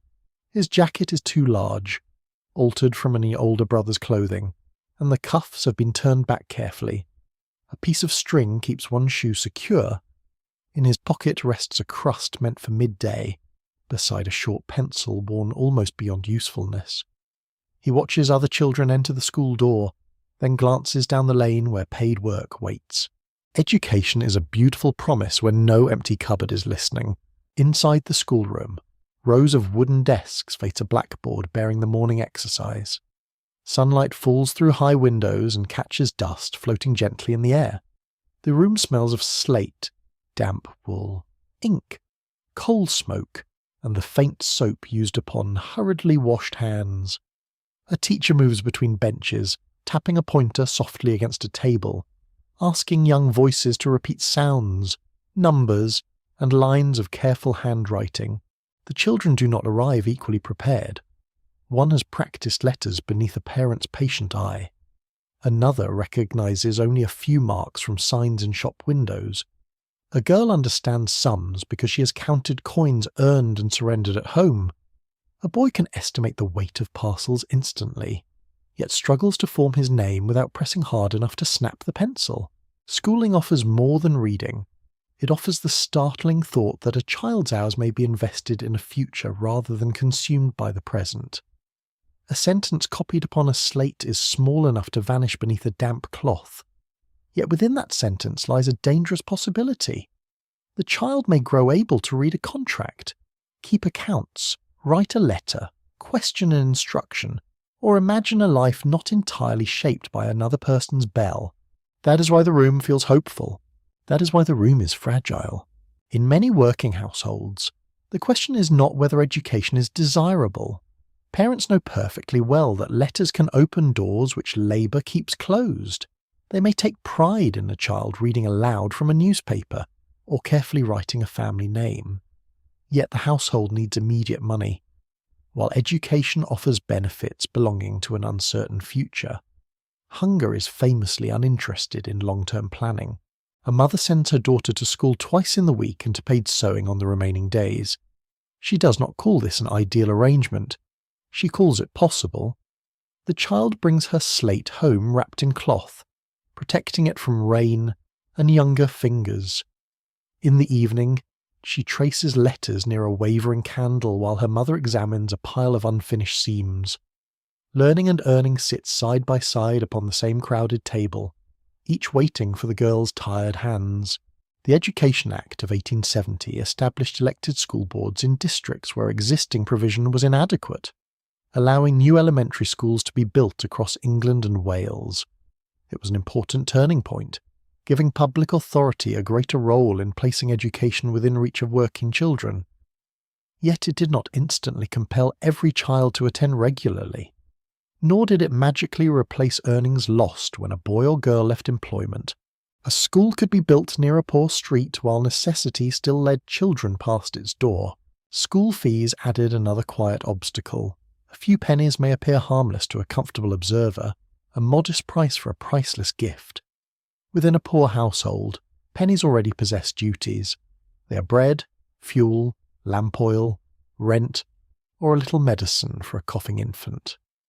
Some boards could reduce or remit fees for children in hardship, but families might still face embarrassment, paperwork, or uncertainty. Even a cheap education may remain expensive when every coin has been promised elsewhere. The half-time system tries to satisfy both worlds. Children spend part of the day in employment and part in school, allowing factories to retain young labour, while reformers claim progress for learning. You can picture the arrangement with Victorian satisfaction. Useful work, useful education, respectable order. No excessive indulgence in leisure.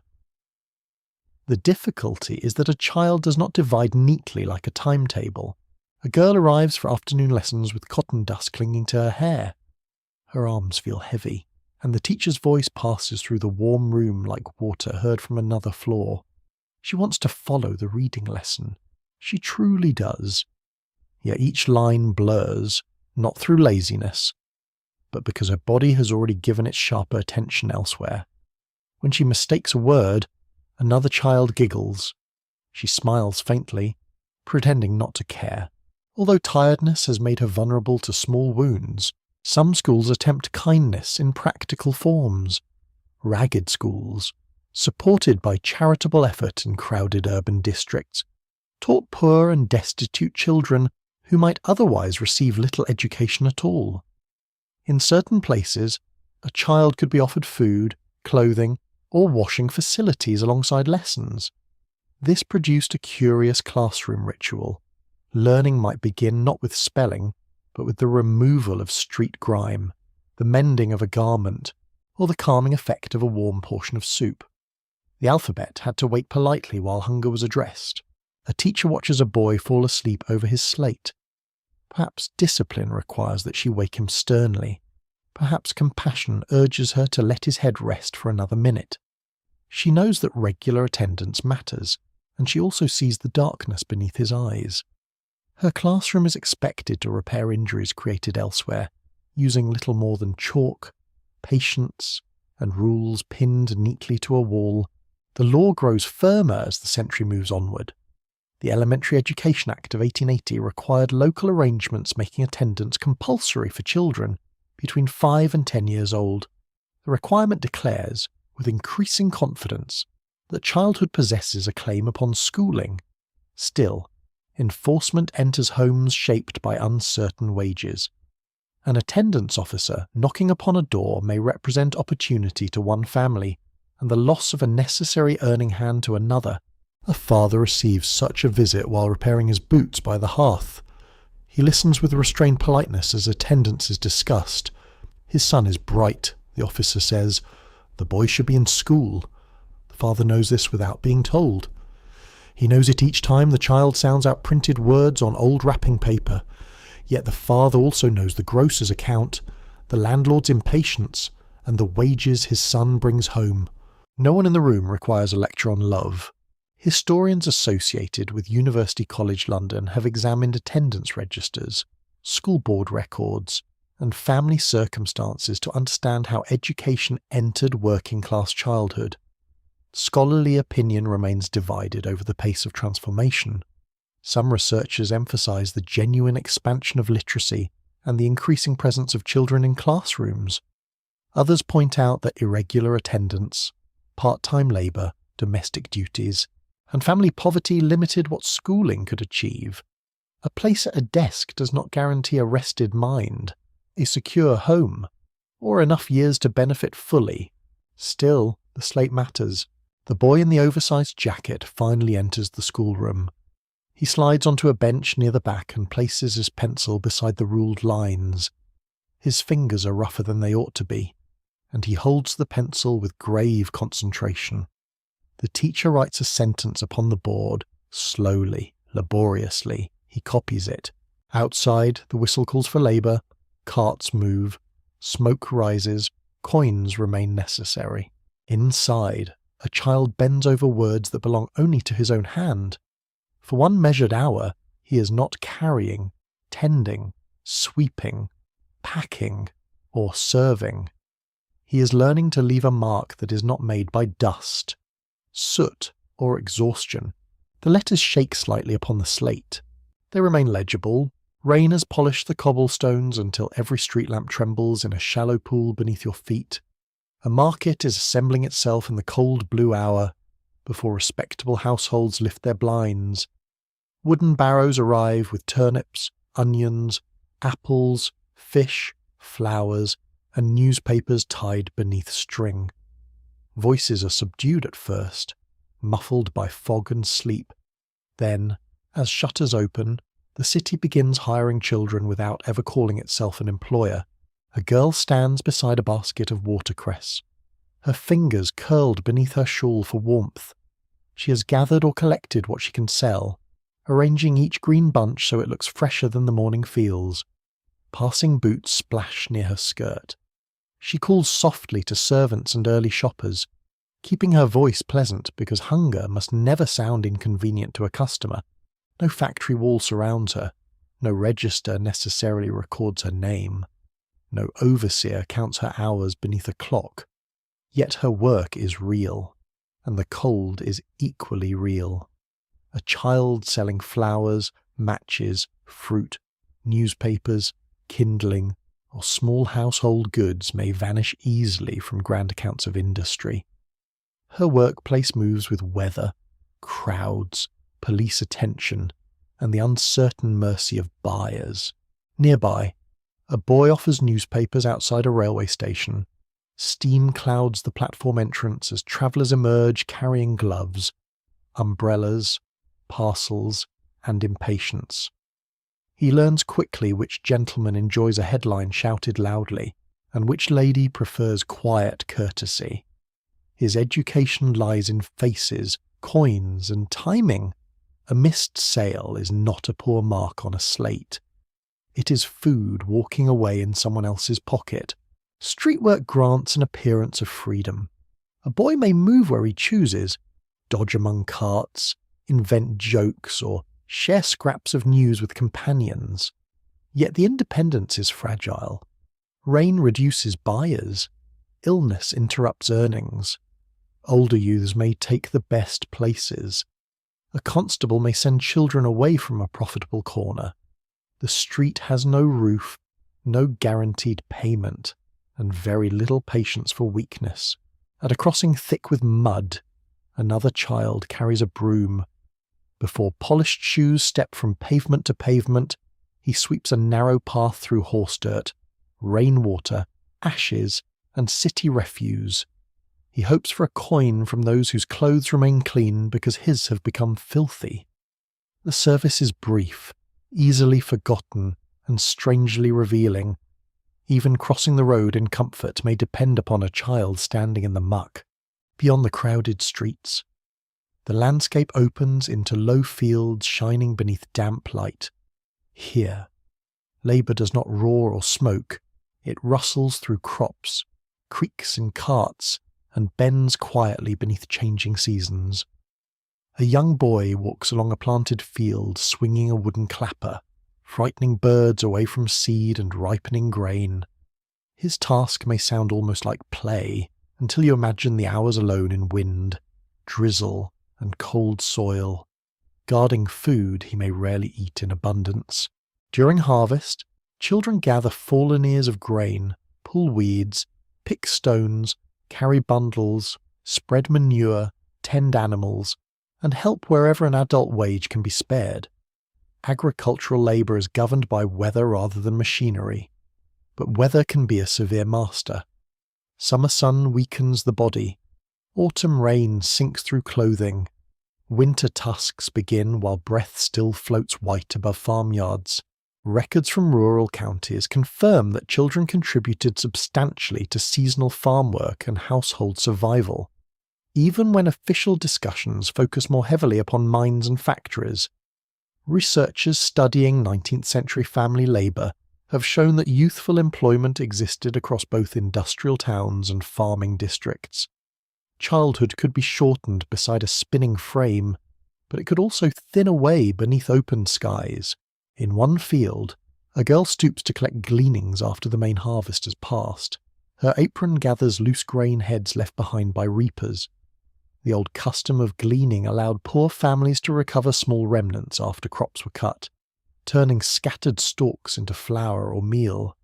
It has an almost biblical gentleness when painted upon a gallery wall. In practice, it means aching backs and anxious searching for food among stubble. A quirky rural duty belongs especially to children sent to frighten birds.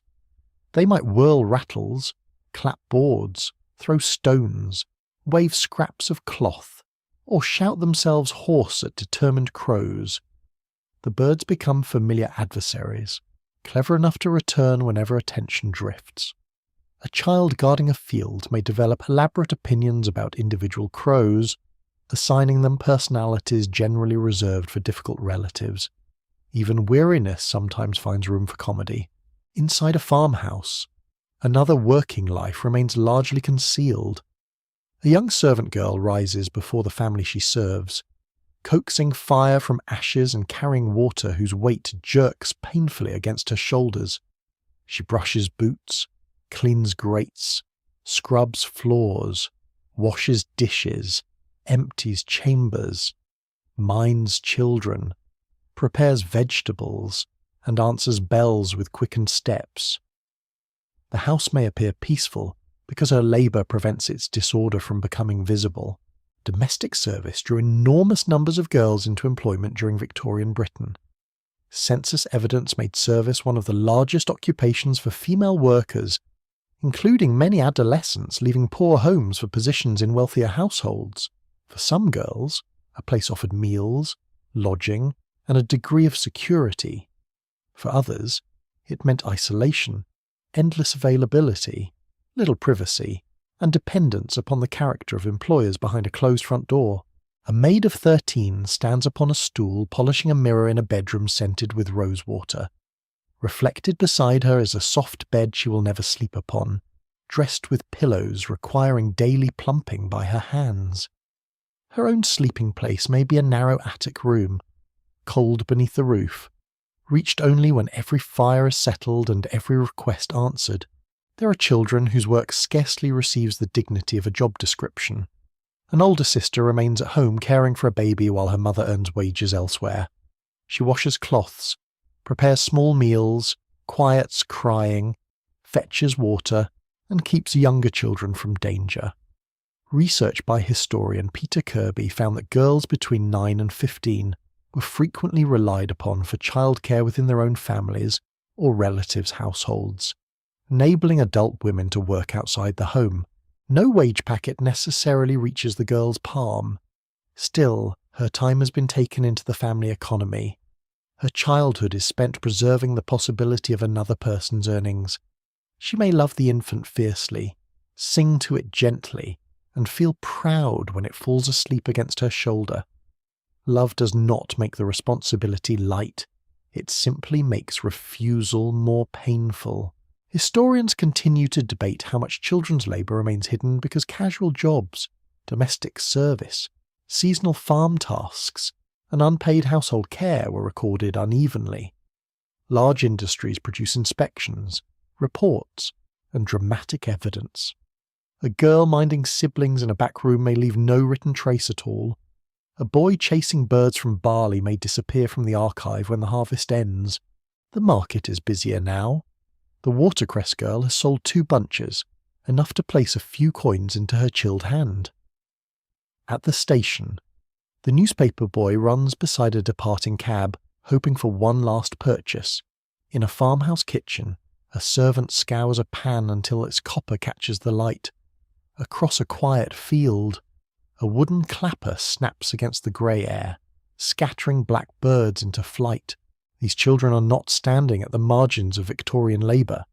They are woven through its streets, homes, meals, clean rooms, planted fields, and ordinary comforts. Their work leaves fewer monuments than engines or mine shafts. That is why it can feel almost invisible. Yet invisibility is not absence. Under rain, beneath roofs, beside cradles, and among the stubble of harvested fields, childhood is being spent in small portions, quietly useful to everyone except the child who might have lived it differently. The shop window shines with a confidence almost religious in its certainty. Behind clean glass, folded cotton rests in pale towers, ribbons curl beside patterned shawls, and small iron tools gleam beneath lamplight. A woman pauses to admire a length of cloth, testing its softness between gloved fingers. Nearby, a gentleman selects coal for delivery, concerned chiefly that his household fires should burn steadily through the damp weather. Nothing in the window appears cruel. That is how a bargain hides most successfully. You walk along a commercial street where Britain displays the rewards of its strength. Warehouses hold cloth for distant markets. Ironmongers offer useful objects in careful rows. Booksellers praise invention, duty, improvement, and the remarkable progress of the age. Every object seems to whisper the same reassuring message. The nation is industrious. The nation is ingenious. The nation is becoming richer, faster, brighter, and more powerful. A delivery cart passes, wheels sinking into mud beneath heavy bales of finished cotton. The driver flicks rain from his hat. In a counting house above the street, a merchant examines orders from abroad, measuring success through columns of numbers and the dependable movement of goods. Cloth leaves British ports in enormous quantities, travelling toward customers who will never hear the noise that shaped it. Coal feeds steam power, furnaces, railways, workshops, kitchens, and drawing-room fires. Matches awaken lamps. Polished chimneys keep respectable houses warm. The child worker is everywhere within these comforts, and almost nowhere in their appearance. During the 19th century, Britain became the world's leading industrial and trading power, with textiles and coal among the foundations of its expansion.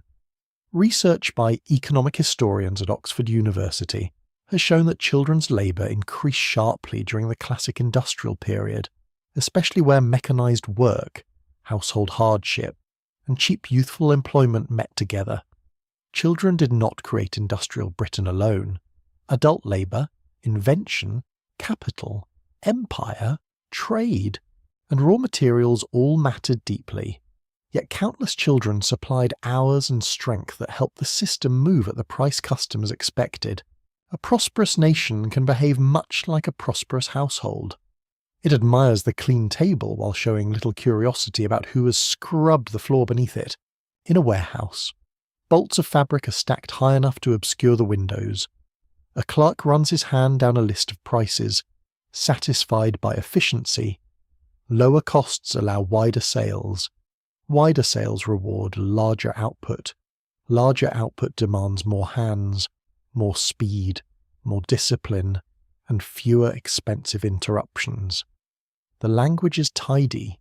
It speaks of supply, demand, output, competition, and growth. It rarely pauses to mention the age of the fingers repairing broken threads.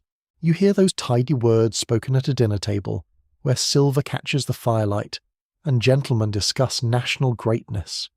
They praise steam engines and rail lines, export figures and newly built docks.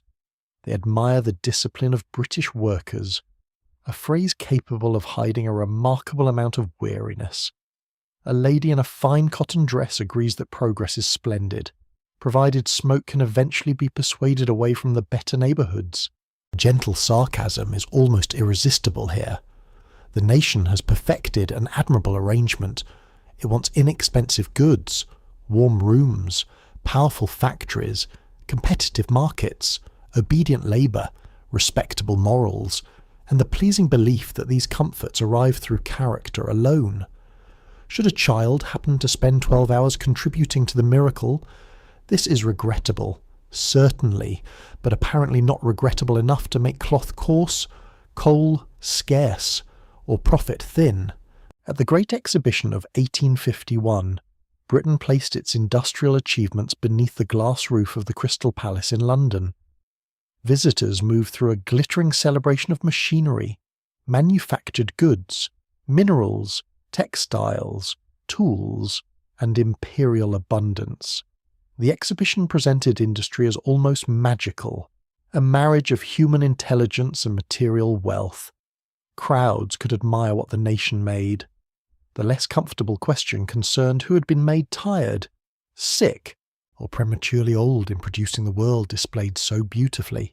A child does not stand inside a polished case bearing a label that reads necessary cost. He stands at work. In a modest shop, a customer purchases a cheap cotton shirt. Its affordability may feel democratic, even generous.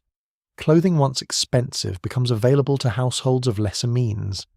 Industrial production can genuinely improve daily life, offering warmth, cleanliness, and possessions previously difficult to obtain.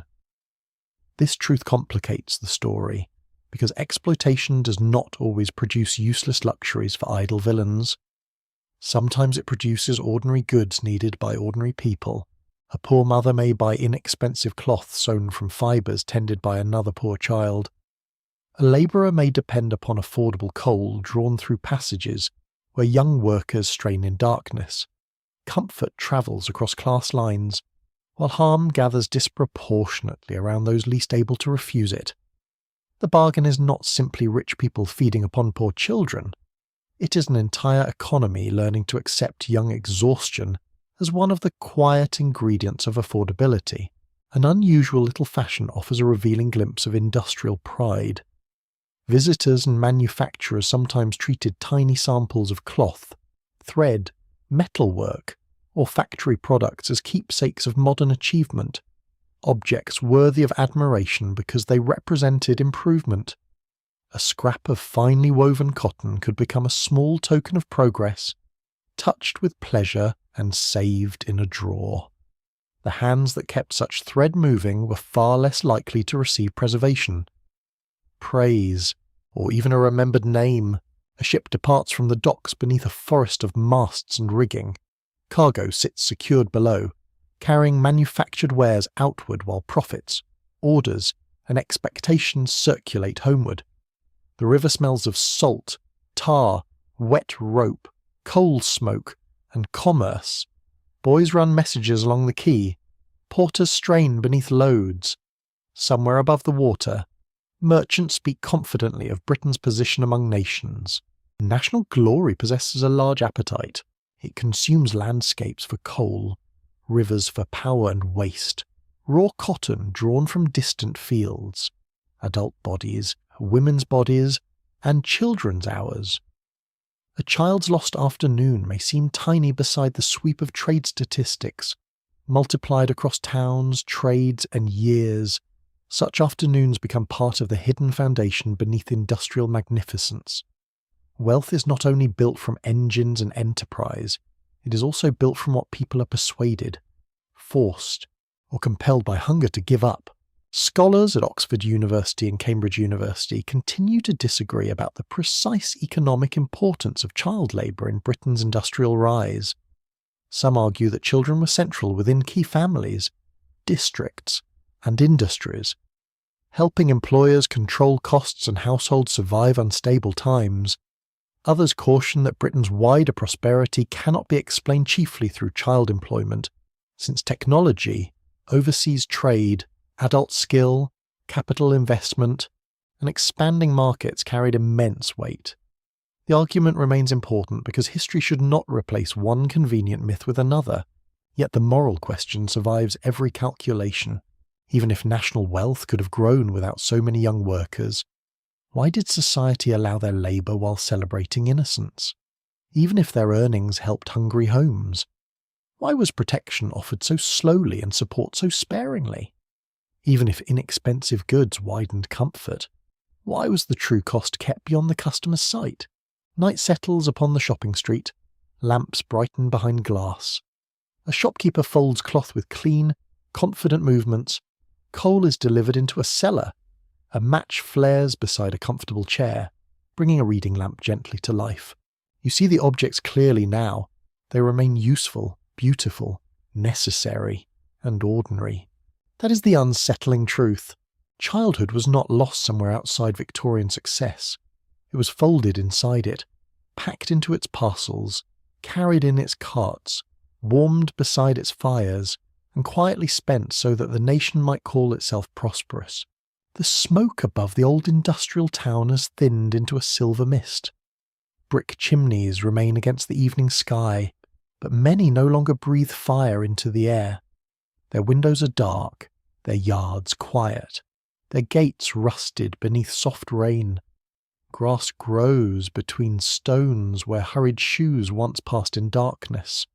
A canal moves beside empty walls, carrying leaves instead of cotton waste, reflecting clouds instead of furnace glare.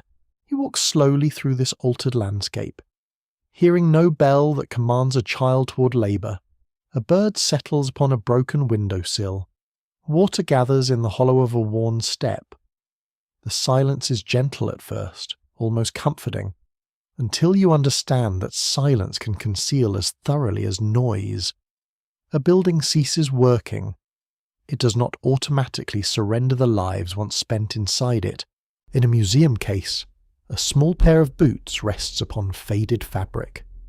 Their leather is cracked along the toes, and one lace has been replaced with string. They are not beautiful objects. They were never intended for admiration, yet they possess an intimacy that figures, laws, and speeches cannot easily provide.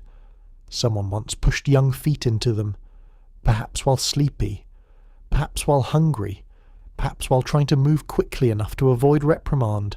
There may be no surviving name attached to those boots, no portrait, no diary explaining whether the child was mischievous, quiet, stubborn, frightened, musical, fond of dogs, or proud of a younger sibling.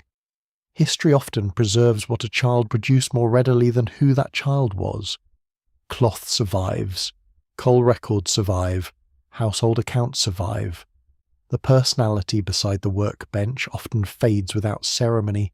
By the closing decades of the 19th century, official records show that the employment of very young children declined as schooling expanded and labour regulation became stronger. Compulsory attendance, factory inspection, restrictions upon dangerous trades, and changing public expectations gradually altered the shape of childhood for many families. The change mattered profoundly. More children entered classroom, fewer belonged openly to the hardest forms of industrial labour. A society that had treated youthful work as ordinary began, unevenly, to treat it as a wrong requiring prevention. Yet the transformation never arrives as a clean sunrise. A child removed from a mill may still sell goods in the street. A girl protected from one workplace may still carry exhausting duties within a household. A family prevented from using a child's wages may face sharper poverty unless adult earnings rise with protection. Law can close a factory door to the young while leaving hunger waiting patiently outside the home. In an archive room, paper lies inside pale boxes beneath carefully controlled light. A reader opens a register and finds names arranged in rows. Some children appear through attendance records, others through employment certificates, injuries, charitable institutions, criminal charges for poverty-driven survival, or death entries written with terrible neatness. Each line offers almost nothing, and yet almost nothing can be enough to stop the breath for a moment. A child has an age, a child has a name. Sometimes that is all that remains. There is a peculiar detail in certain preserved industrial buildings. On old woodwork, bricks, or window ledges, visitors sometimes notice scratches, initials, crude marks, or little patterns made by unknown hands. Not every mark can be confidently assigned to a working child. Some may belong to later visitors, workmen, or idle adults with a nail and spare minute. Still, the possibility draws people closer. A small scratched shape feels like a whisper, not proving a biography, but reminding you that anonymous hands still wish to leave something behind. Perhaps a boy traced a line while waiting to be summoned. Perhaps a girl pressed a letter into soft dust and watched it disappear beneath another day's movement. People without control over their hours often become strangely attentive to the smallest territory that belongs only to them. A mark on wood, a song under the breath, a flower carried home, a word learned from a borrowed page, brief possessions held against an enormous system. In the late evening you pass a row of restored houses once occupied by labouring families. Their interiors have been arranged with iron bedsteads, plain bowls, a blackened grate, patched clothing, and a table narrow enough to hold a family's worries close together. Visitors step carefully across the boards, speaking in lowered voices. They peer at the hearth, the washing tub, the candle holder, and the child's wooden stool placed near the wall. There is always a danger in making hardship picturesque. A clean museum room cannot reproduce damp blankets, unpaid rent, stomach pain, exhaustion, or the dread carried by a household with no margin. A polished old kettle may seem charming when its water does not have to feed 6 people. History is easily softened by warm lighting and a tasteful label. Poverty becomes quaint once its cold has been removed. You notice the stool anyway. It is low, worn smooth along its edge, and close enough to the fire for a child to have sat upon it while mending, nursing, sorting, shelling, or waiting. Its smallness disturbs more deeply than any grand machine. Machinery looks capable of demanding labour. A little stool suggests labour entering the home quietly, taking its place beside affection, supper, stories, and sleep. Scholars continue to debate which force did most to transform working childhood. Legislation, public outrage, compulsory schooling, changing family incomes, new technologies, trade union pressure, religious activism, or shifting beliefs about what children deserved. Historians at the University of Oxford and other major research institutions have shown that no single explanation is sufficient.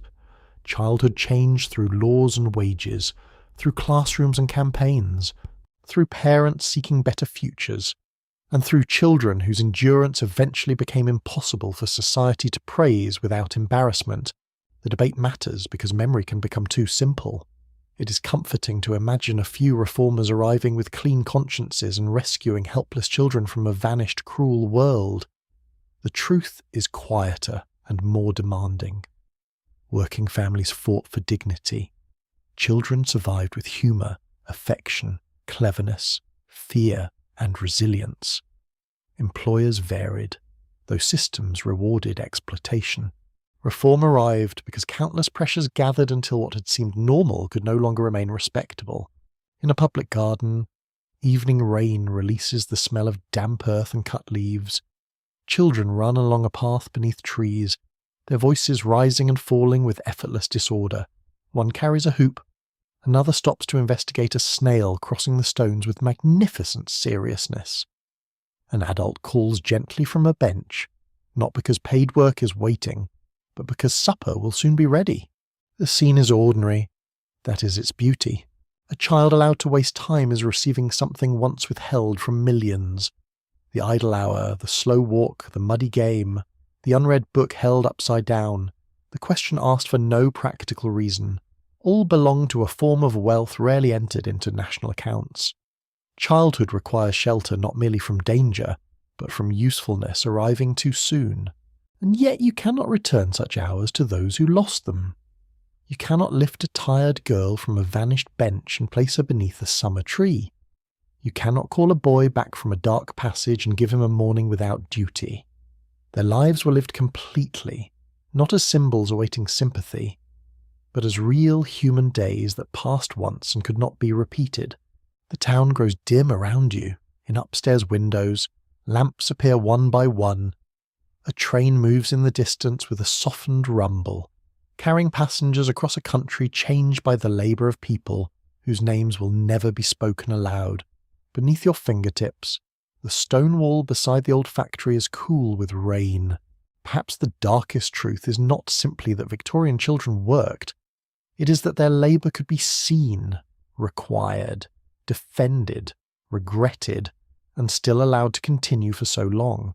Society did not lose childhood by accident alone. It placed a value upon childhood, admired it tenderly, then discovered that some children could be priced more cheaply than others. The abandoned chimney stands quietly against the deepening sky. Nothing rises from it now except rain, mist, and memory. You remain there for a little while without demanding that the silence explain itself. The mist settles lower over the roofs, softening each sharp edge of brick and stone. The street is almost empty now. A warm light appears behind one curtain, then another. Gentle squares of gold resting within the gathering blue. Somewhere, a kettle begins to murmur. Somewhere, a child is being called indoors from play, mildly unwilling, still holding the evening in both hands. You allow the old town to recede without turning away from it. Its small workers do not need your sorrow to become real. They were already real in their laughter, their stubbornness, their weariness, their private hopes, and the simple wish to be warm. What memory offers is quieter. It offers attention. It offers the refusal to let useful objects matter more than the young lives that helped produce them. The rain becomes softer. The roofs dissolve into shadow. No bell rings now. No door closes upon a child hurrying toward a burden. The boots in the glass case are still. The scratched marks upon old timber rest undisturbed. Names upon paper sleep beneath the careful hands of those who preserve them, waiting for another reader to pause and understand. Your own breathing slows with the darkness. The fire beside you is gentle. The bed is warm. The night asks nothing more than rest. Perhaps childhood once taken can never be restored to those who surrendered it. Perhaps it can only be guarded more carefully in every age that follows. And perhaps, in remembering the children who moved through smoke, dust, rain, and silence, you allow some small portion of their vanished world to remain human, tender, and unfinished. The last lamp dims behind the mist. The street is quiet, and perhaps the story is not yet complete. End of script. Good night.